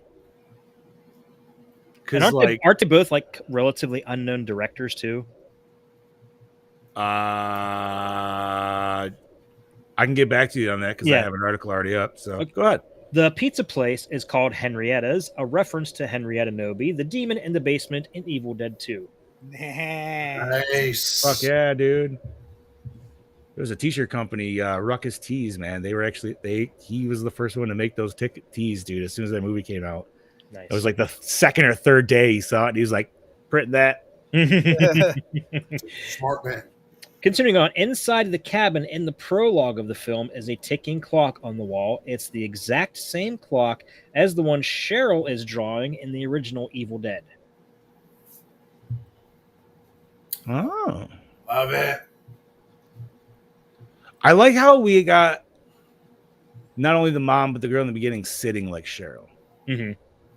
Where you didn't get to see their faces and stuff like that, and just talking super creepy, and even the psychic premonitions, like that was, you know what I mean? Like that was cool that we got that. That was really fast though. But I mean, I feel like the director's like, yo, dude, you're going to see this, dude. You definitely have already seen Evil Dead movies. You know what's up. Here we go. By the way, Right? tell me you watched it with captions turned on. Not till about halfway through, honestly. So at the beginning, when the sister is sitting in the bathroom, and Steph pointed Just this out. peeing? It says urinating. Yes. It could have just left it nothing. No, it says urinating. They got to know, man. You got to know what she's doing. Otherwise, it's like, is she pooping? What's going on, But dude? we It did leaves not- up questions. We did not get squelching noises. No. It'd be funny if we did, though. So to get into the character of an alternate personality, actress Alyssa Sutherland took inspiration from Jim Carrey's performance as Stanley Ipkiss in The Mask. What the fuck?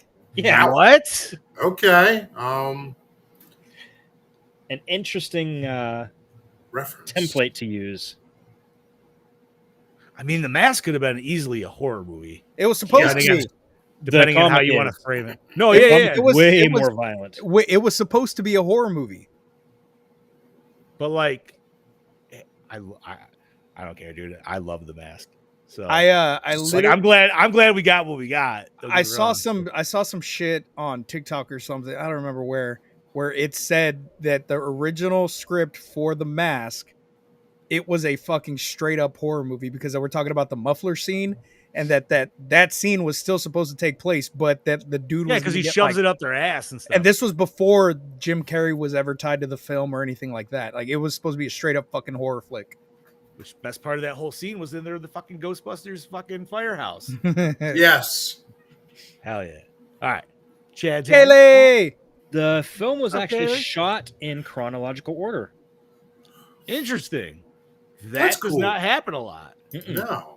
But that just happened in what was it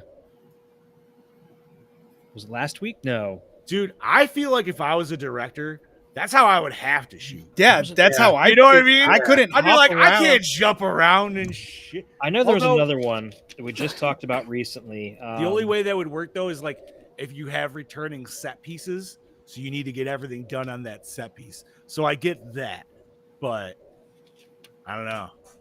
was it Evil Dead 2013? I mentioned that too. They did it too. I think so. Did they now? Oh, I baby. think there was another Okay. recent one too, and that might be it. That might be it. All right, I think that was it. that's dope though. That's Yeah, it was that because then they didn't have to worry about cleaning up all the blood.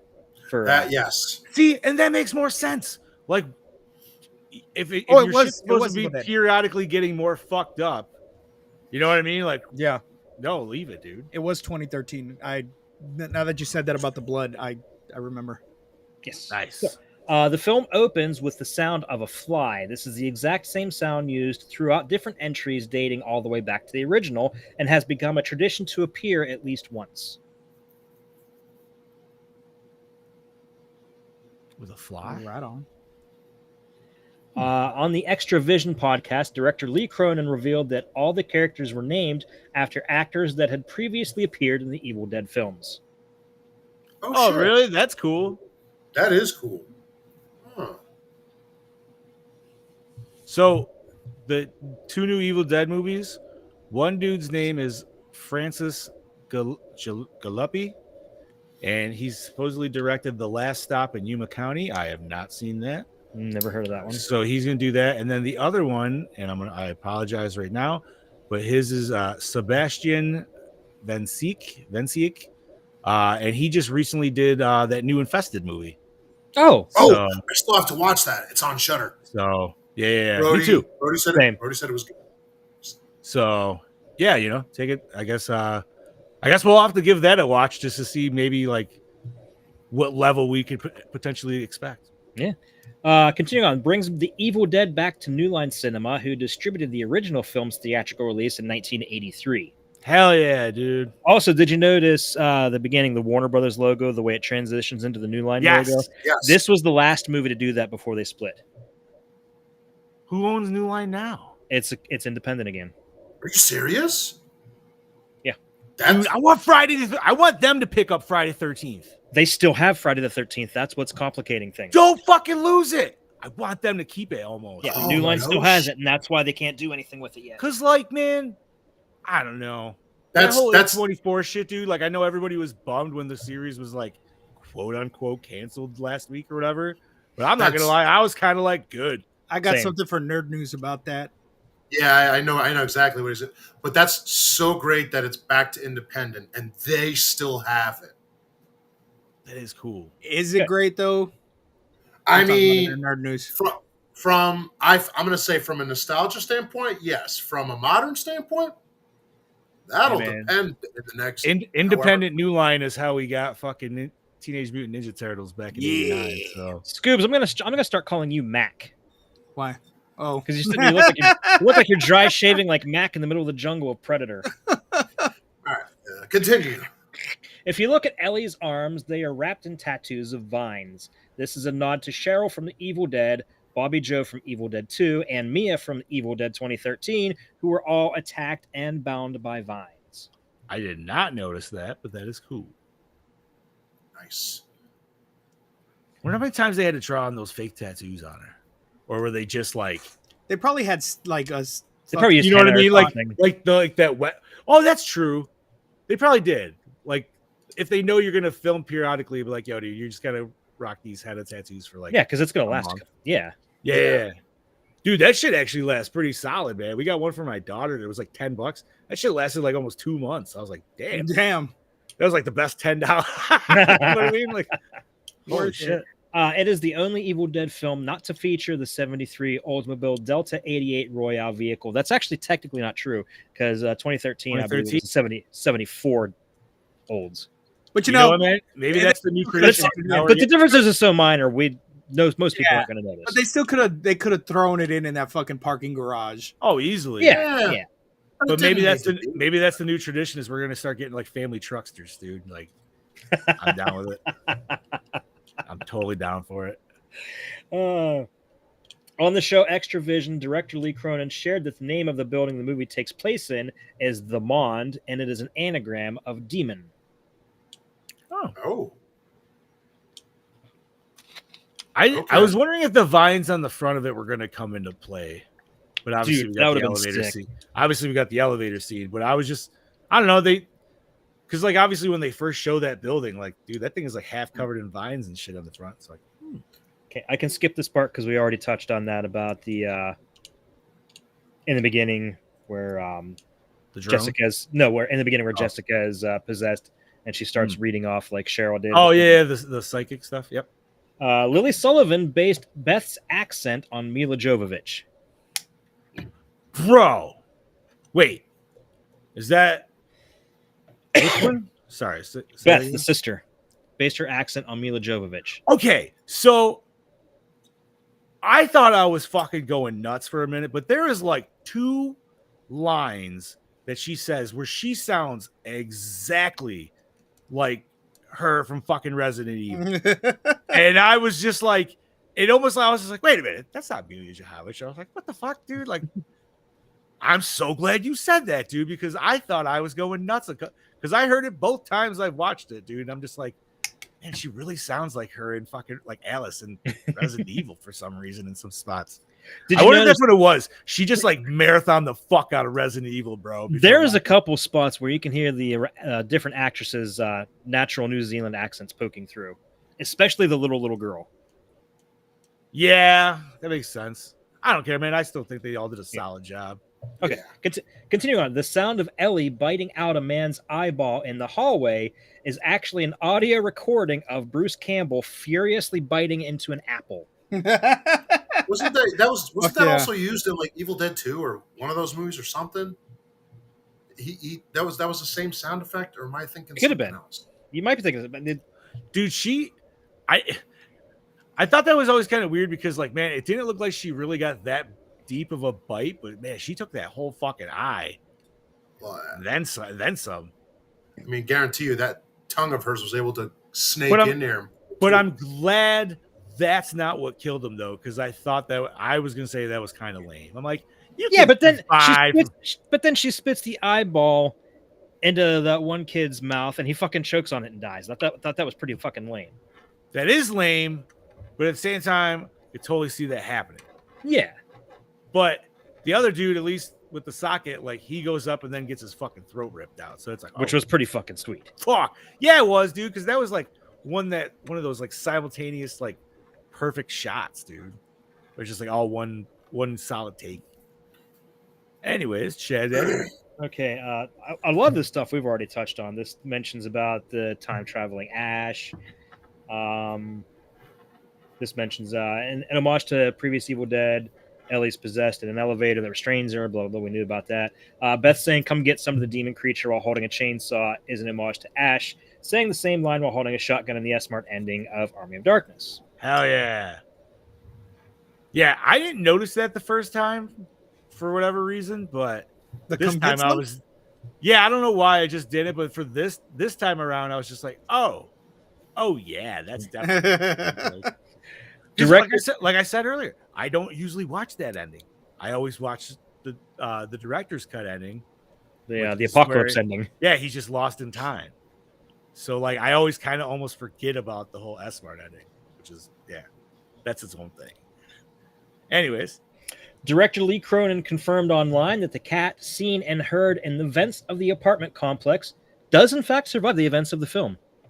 Oh, thank God. It's Jonesy, bro. I thought you were gonna say like there was a deleted scene. I'm like, oh, maybe this had more influence from Alien than I anticipated. Because obviously you get the claustrophobia. I feel like that crawling to the vents. Yeah, you know what I mean. And we get a surviving orange cat. That's Jonesy, bro. It is. This is Jonesy's ancestor. Oh yeah, it would be his like his great grandpa. Yeah. Yeah, buddy. The Deadites make a few references to previous films in their dialogue. They say everyone will be dead by dawn, and Ellie tells Beth, "I'll swallow your soul." Yep. This is why this is the Evil Dead 2 of the new remake, like new style Evil Deads. Legit. One of the lines being played on the record states that 3 volumes of the book exist. First volume, the original Sam Raimi Bruce Campbell series. Second volume, 2013 remake. Third volume, Evil Dead Rise. Thus, this makes the whole series canon. Which hell yeah, I'm okay with it. Where are we going with the next 2? Yeah. Okay, so are we doing 2 different books in each one, and then I'm totally okay with that.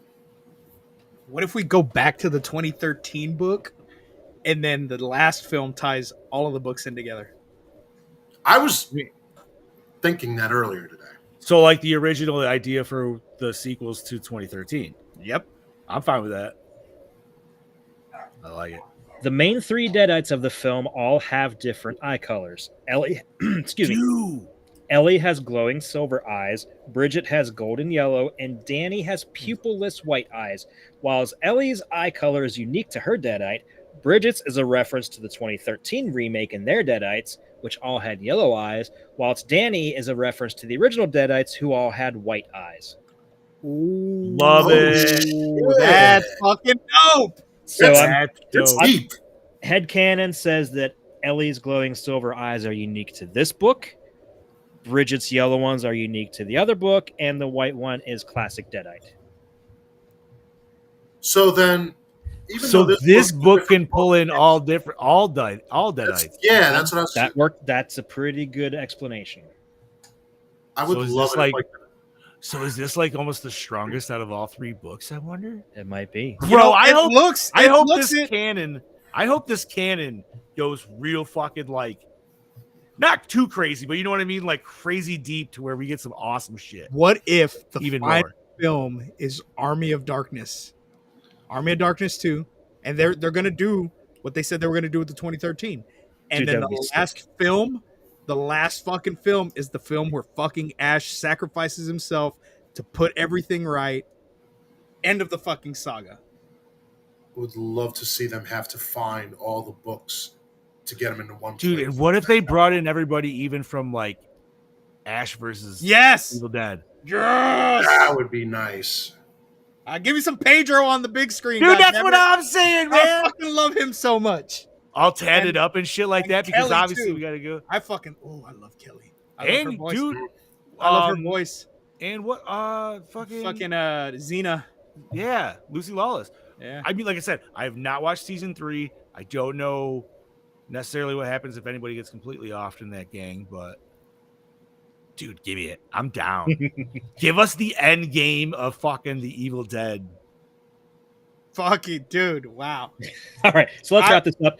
Evil Dead Rise grossed $67.2 million in the U.S. and Canada and $79.8 million in other territories for a total worldwide take of $147 million. Calculated, the net profit of the film is $46 million when factoring together all expenses and revenues. That's Oh, yeah. still fucking. That's money in the bank right there. $46 million That's- is pure profit That is. on a movie like this. That's fucking. The problem is like you can't always make lightning in a bottle twice. You know No, what I mean? and Like, keep in mind, this wasn't even supposed to be profitable. It was just going to be thrown on HBO Max. ugh, I think that's though. fucking stupid, man. Whoever got that decision passed, dude. Like that person knew exactly. See, Yeah, and then you got that dipshit that decided to shelve Batgirl and write it off as a fucking tax See, write-off, and the world why? can never see it now. That pisses me off because it's like that's something that's like, yo, dude. Even if you didn't think it was gonna make movies, release that to streaming, right? Put Yeah. that directly on Max. You got all the DC shit on there. Give me that, dude. So many people want to see that movie, dude. It would be our final Michael Keaton Batman. We deserve it. And so many people have put time into that movie. Dude, this To where it was going to deserves be to be Brendan seen. Fraser's big comeback.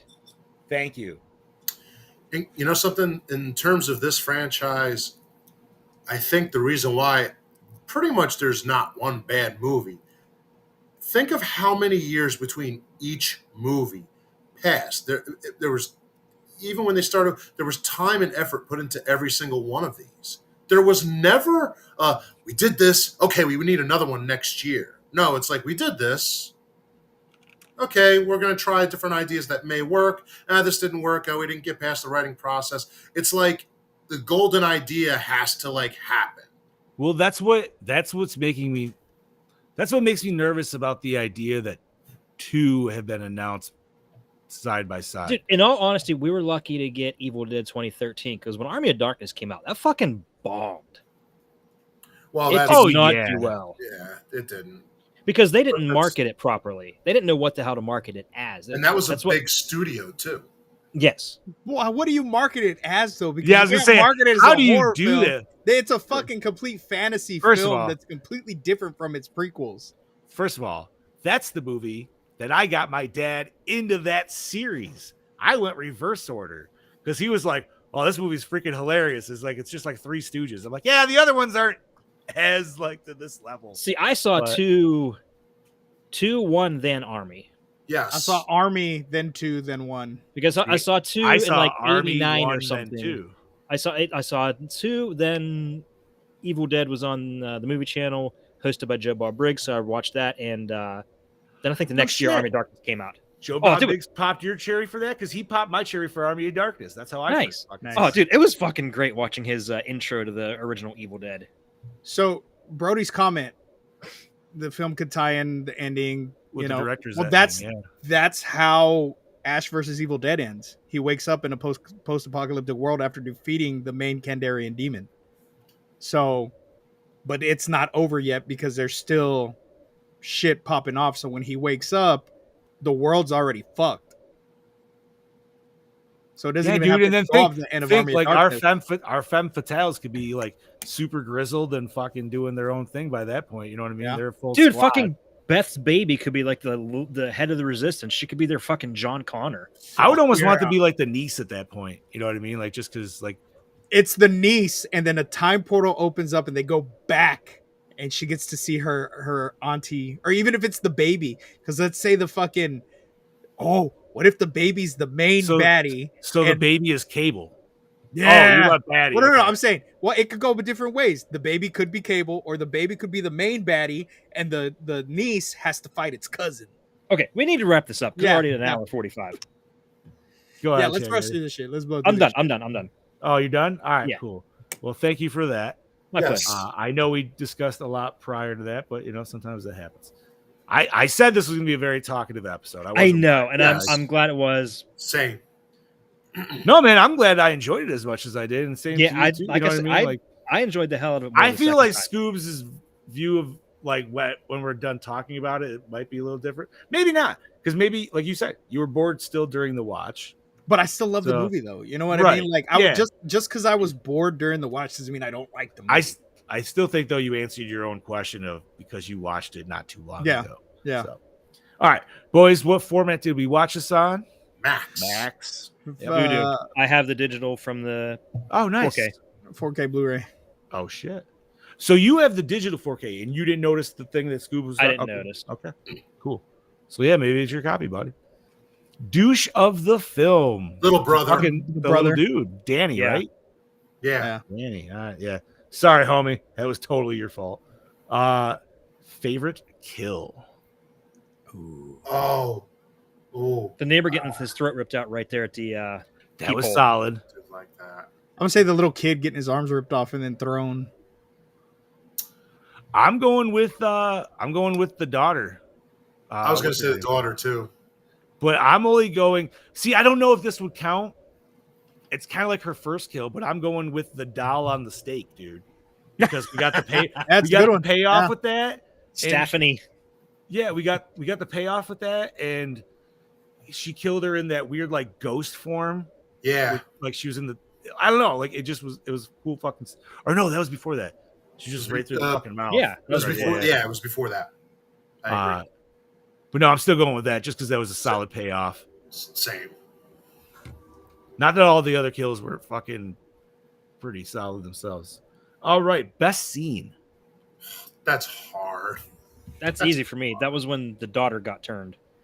Her little No. dialogue back and forth with the aunt. That was creepy. Okay. I got the crawlies in my tummy, and I need to get. Oh, them dude, yeah, that shit was so creepy. But I'm going with the bathtub scene and out. Ooh, Scoops, you're Mommy's- with me. Yes, mommy's with the maggots now. That was like really good too. the tone of her voice in that, so fucking creepy. and just the way when she crawls up into the corner and she starts Mhm. coming out of the tub, like the way she's contorting herself, some way the way she wraps her toes around the corner. Yeah. I'm just like, ugh. That scene creeped But- the hell out of my wife. She was like, "Nope, nope." No, So that was a solid scene, Bobby. My favorite scene is right after that. She goes into that dark hallway with the same voice, points out her finger, goes, "Who wants to run next?" Oh, the innie meanie. Oh, Yeah. I love that because then she looks right at the little girl. I'm like, the danger that was felt in that moment was like, So oh, my follow-up is the scene where the aunt's listening to the record, because ooh. while this scene invokes a lot of rage in me, because I'm like, why the fuck would you put earphones on and noise canceling on when you know your fucking niece and nephew are out there with fucking demons? Like, why are you even standing outside the room? I get like you're like, oh, in case anything happens here. It's happening already in the whole fucking Yeah. apartment. Mhm. Why? No, that was a dumb call, but still love that scene because how intense it was. You know what I mean? Like that's when the brother's getting fucked. Like she's puking them all in the sheet and shit like that, stabbing her in through the fucking arm. And I like I for second runner up for me, and it's just something. It's just stupid. The little fake out she does when to the sister when she's fucking standing there, she flinches at her, and the sister's like, oh, and then she fucking rushes at the sister. I was like, yeah, I like that shit. I don't know why. fuck yeah, dude. Oh yeah, Brody, that scene that got a little close. Yeah, that was so It close. was fucking just So close. right up in the eyeball. Ugh. Some Dead Space 2 shit right there. All right. That leads us to worst moment or scene. I don't have one. It's not really a worst moment. I'm really not entirely partial to the design of the book because it looks just like that fucking book of monsters from Harry Potter. Thank you. That you're just expecting the guy.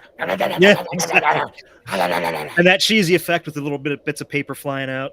Hell yeah, dude. I want it. Give me it. I'm down. See, that feels like Evil Dead. Yeah, That okay. scene in there, that feels fair. Good point. feels more like Ash style Evil Dead. You know what I mean? Like later on, for sure. I honestly can't say that I have a scene that I thought was the worst. Oh, that was also awesome, Brody. I forgot about that. Where she vocalized the fucking record. That was cool. Like Stitch. Oh my god, that wasn't even a thought, but now it changes that. Oh, now that's all I can. Now that's all I can see. Yep, now it's completely different. Thanks, Scoop. Fucking Elvis playing. Oh Christ! Worst scene, dude.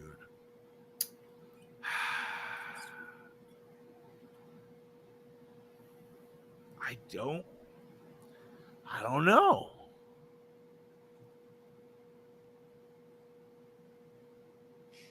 This is a tough one. You know what? I honestly don't know if I really have one.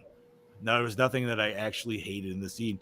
It just needed more. We just needed to zoom in on the DJ thing. You know what I mean? That's the only thing we were missing. Mm-hmm. So I'll throw that there. Opening scene, hook you in. Yep. Oh, yeah, man. Absolutely. Start us off in the woods, familiar territory, and then switched it up. I do kind of agree with Brody though. Like sometimes the beginning before the ending before the begin or for the beginning just kind of like that's why I hated X. You know what I mean? That's what ruined it for. I didn't like that we had that whole like, oh, this is the crime scene 2003, you know, Texas style. But I don't know. Like I said, I hated X. So yeah. All right. I still need to watch the other one there just to see where I'm at. I don't know. I don't want to, but I'm going to. The sad thing is, I almost want to watch Maxine just because Halsey's in it, and I've said that before. I just want to see how well she acts. Okay. All righty. So attractive character, Mom. I mean, yeah. I mean, both of them are hot, hold on. The mom's hot. but the sister's hot too. The sister's hot, and even hotter when she is covered head to toe in blood. I was thinking the same. I knew you were going. I don't know why. I don't think it's the blood. For me, it's not the blood. It's the wet hair. The wet hair it's look. The wet hair, but I'm giving it to the aunt. That's why in Underworld in Underworld they just had Kate Beckinsale in Rain. 90% of the fucking time. They're like, all right, we're just gonna hose you. That's all it's gonna be this whole fucking movie. I'm like, yes. And you know what, dude? She also is down for the dirty grunge rock scene, dude. So that's also kind of like a win-win. She's and she likes it raw. Clearly. Yeah, she does. My kind of girl. Yeah, but you know what? That's kind of the sister's thing because clearly mom puts out too, though, you know. Yeah, but she might have been married before. We don't know. But the sister, she just likes it raw. I don't know. But the mom's also a hot tattooer. Oh, man, that's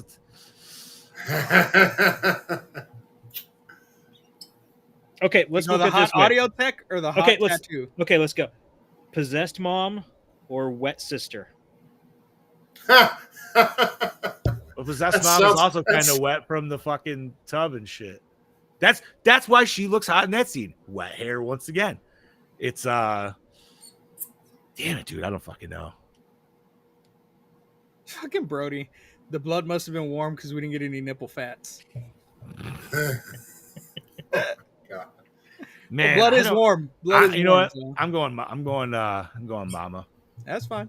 Mama. I'm with 50-50. It's a toss up, man. I feel like I'd probably have an easier shot with the other one. I don't know. Because one you're dealing with 3 kids, the other one you're dealing with maybe 1. Maybe. She's got to still come in the full term. So hey man, you got 10 you still got 9 months that shit could happen. You never know.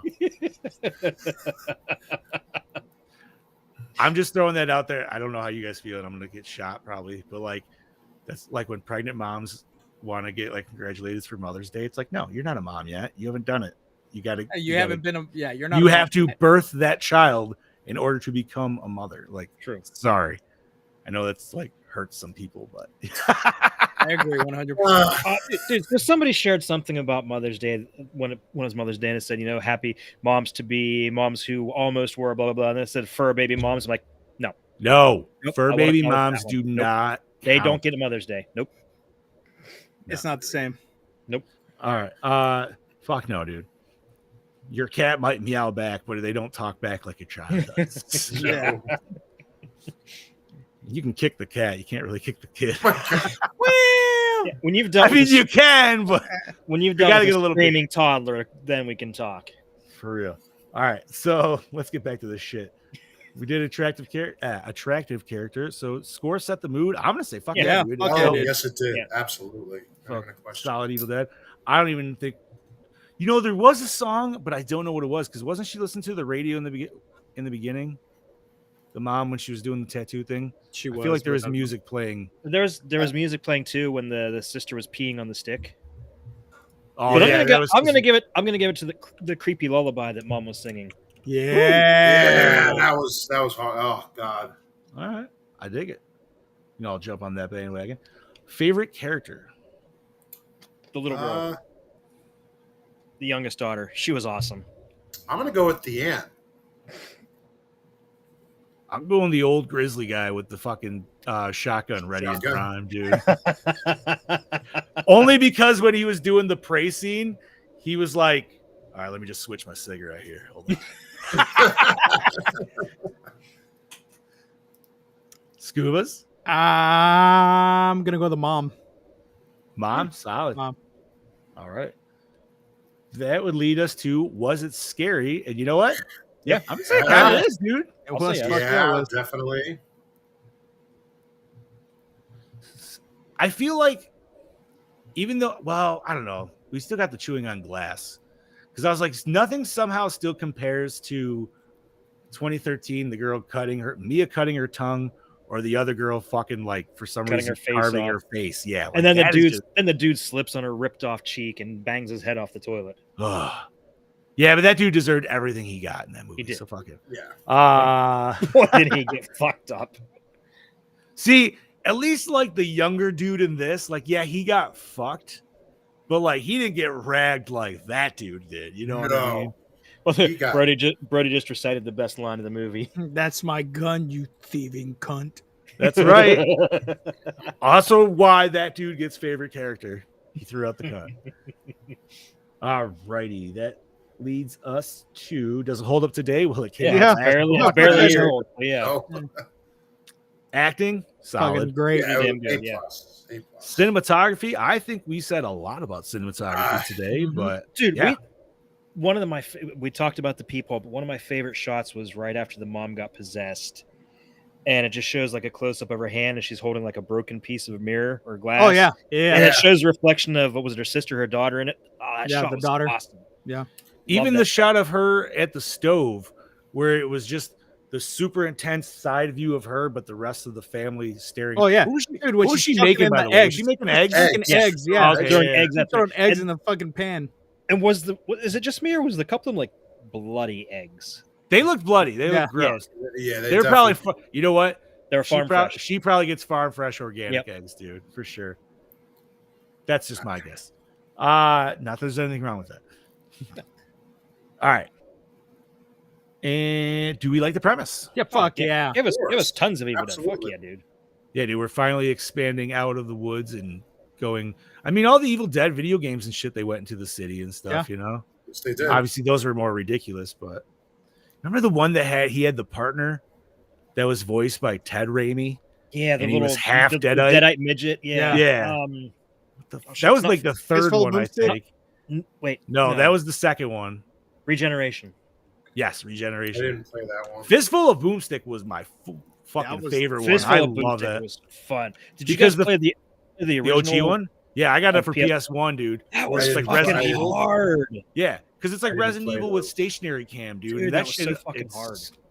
I gave and up on it. Well, the controls were dog shit too, man. No, I didn't play those. That game was cool, but it was so like clunky as fuck. It'd be fun to play a rip on PC though with it, dude. I bet it'd fucking run a lot smoother. Maybe. I'll bet. Alrighty. And was the climax satisfying?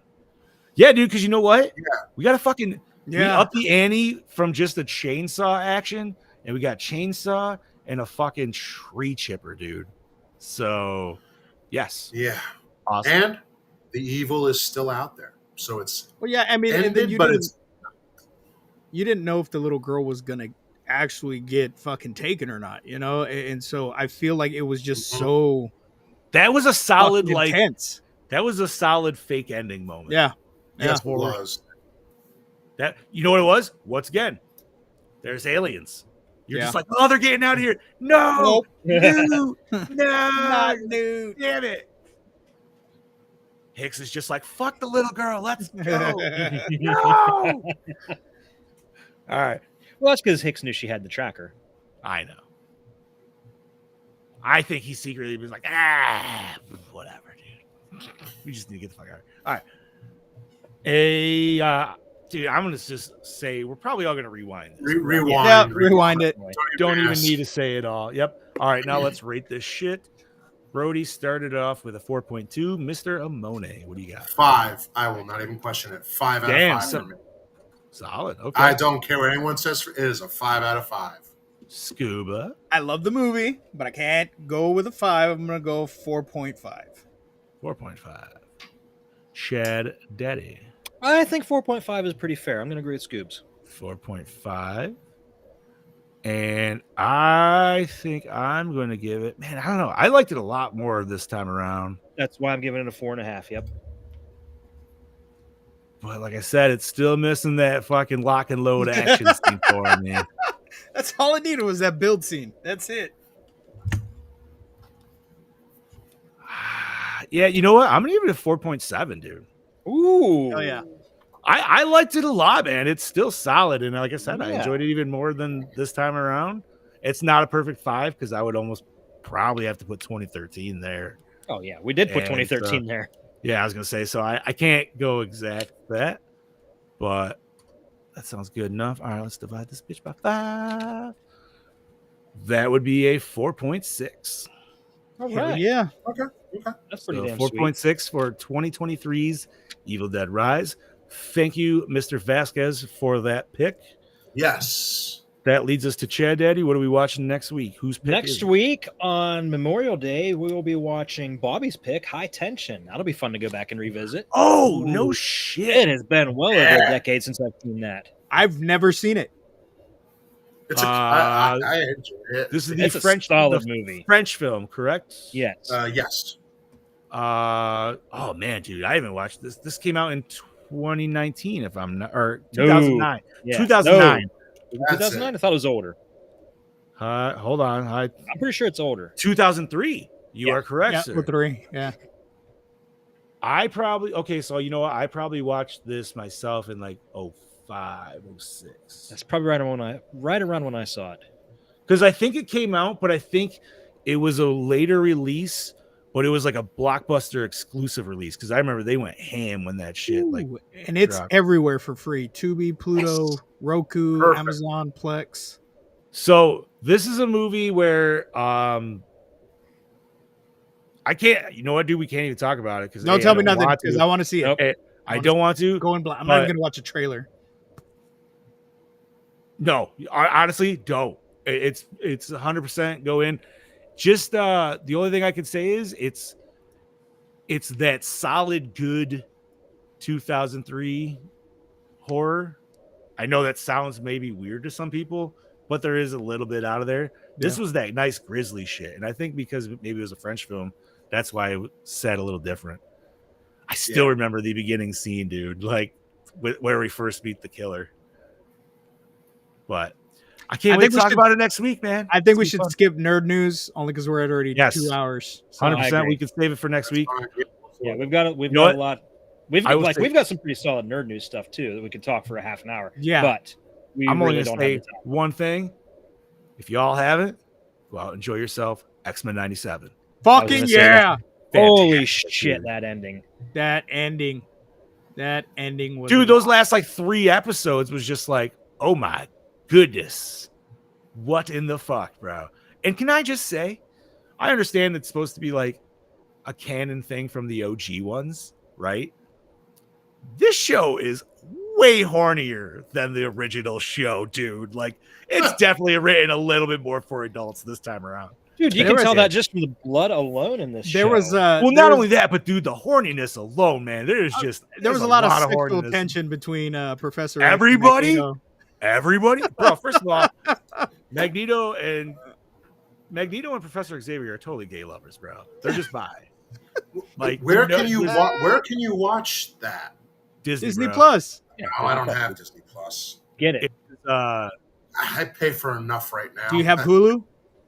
I do, yes. Then just fucking add it onto your Hulu. It's like $2 more. It Yeah. Okay, dude, I can- fuck that. You might as well wait because now we're Oh getting yeah, cable the Max. Yeah, because now you get Hulu, Max, and Disney all for like one price point. So we're back to cable. Yeah, pretty much. Oh, and Comcast is doing the same thing with Paramount Plus, Netflix, and Apple Oh, I TV. have Tom. That's what I pay for in the house. That's what I have. We've come full circle, folks. We have fucking come full circle. All right. So next week, High Tension, 2003. Check that shit out. Like Scuba said, it is Yes. free everywhere. So everybody watch that shit. Hey, just to wet everybody's whistle, but without looking at the schedule, do you guys know what's the week after? Ghostbusters. Hell yeah! Fucking A, let's go. Oh, I'm Beginning so of stoked. June, Hold on. man. 40th anniversary. Are we homie. suiting up for the episode? Yeah. Yeah, dude, I will. Because if you're And not, I'm you know, going to I- and I'm going to Ghostbusters Day too on that. I'm Saturday. thinking when I watch it, I'm gonna set it up like Saturday night, set up the projection outside, watch it out there like a The best drive-in. part, dude, like I can't wait to tell my wife because she's always like, "What are we watching this week?" So I'm gonna tell her that. She's be like, "Really?" That's gonna because be we my don't wife. need to watch it. There's absolutely nothing that we need to watch on that movie because we fucking know it so well. I'm going to tell Rebecca. She's be like, "Are we going to watch both of them in the same night?" I'm like, "This is why we are getting married." I feel like I should watch it really weird. I wonder if I still have like the VHS or something, dude. I do. Oh, Dude. thanks, Yeah, well, Mel. that's Mel, what I'm Mel gonna- says my background is awesome. You can. It is You awesome. can thank Steph for that. Hell yeah. Alrighty, boys. I'm gonna say we wrap this shit up. Bob, I'm throwing in your direction. You start us off home. This is your killing machine, Bobby Amon, saying we will see you next week for High Tension and then Ghostbusters. I'm jumping ahead, but I had to, so we'll see you next week. This is your host with the ghost, the prince of the paranormal, Lord Scuba Cabra, aka Scuba fucking Steve, saying see you next week, baby. Yeah, buddy. This is your Dark Lord of Knowledge, your Chad Daddy, way down yonder in the Chattahoochee, saying, join us next week for Haute Tension, as the French say, Haute Tension. That was the original title. Oh, they were just saying that just because the lady's hot, but yeah, that too. Yeah, she wasn't bad. I thought she had that nice 2000s pixie cut, dude. That was just like some ladies rock. I don't know, man. I dug it. And well, I am your not so mean Fluff Master Supreme, Big Johnny D, saying thank you once again, Gorehounds, for joining us for another fantastic episode. High Tension, watch that shit. Join us next week. Come in with your thoughts, praises, disgust, whatever. Just come in, say hello. And last but not least, stay fresh, cheese bags. Deadite Deadite dick. penis. Peace.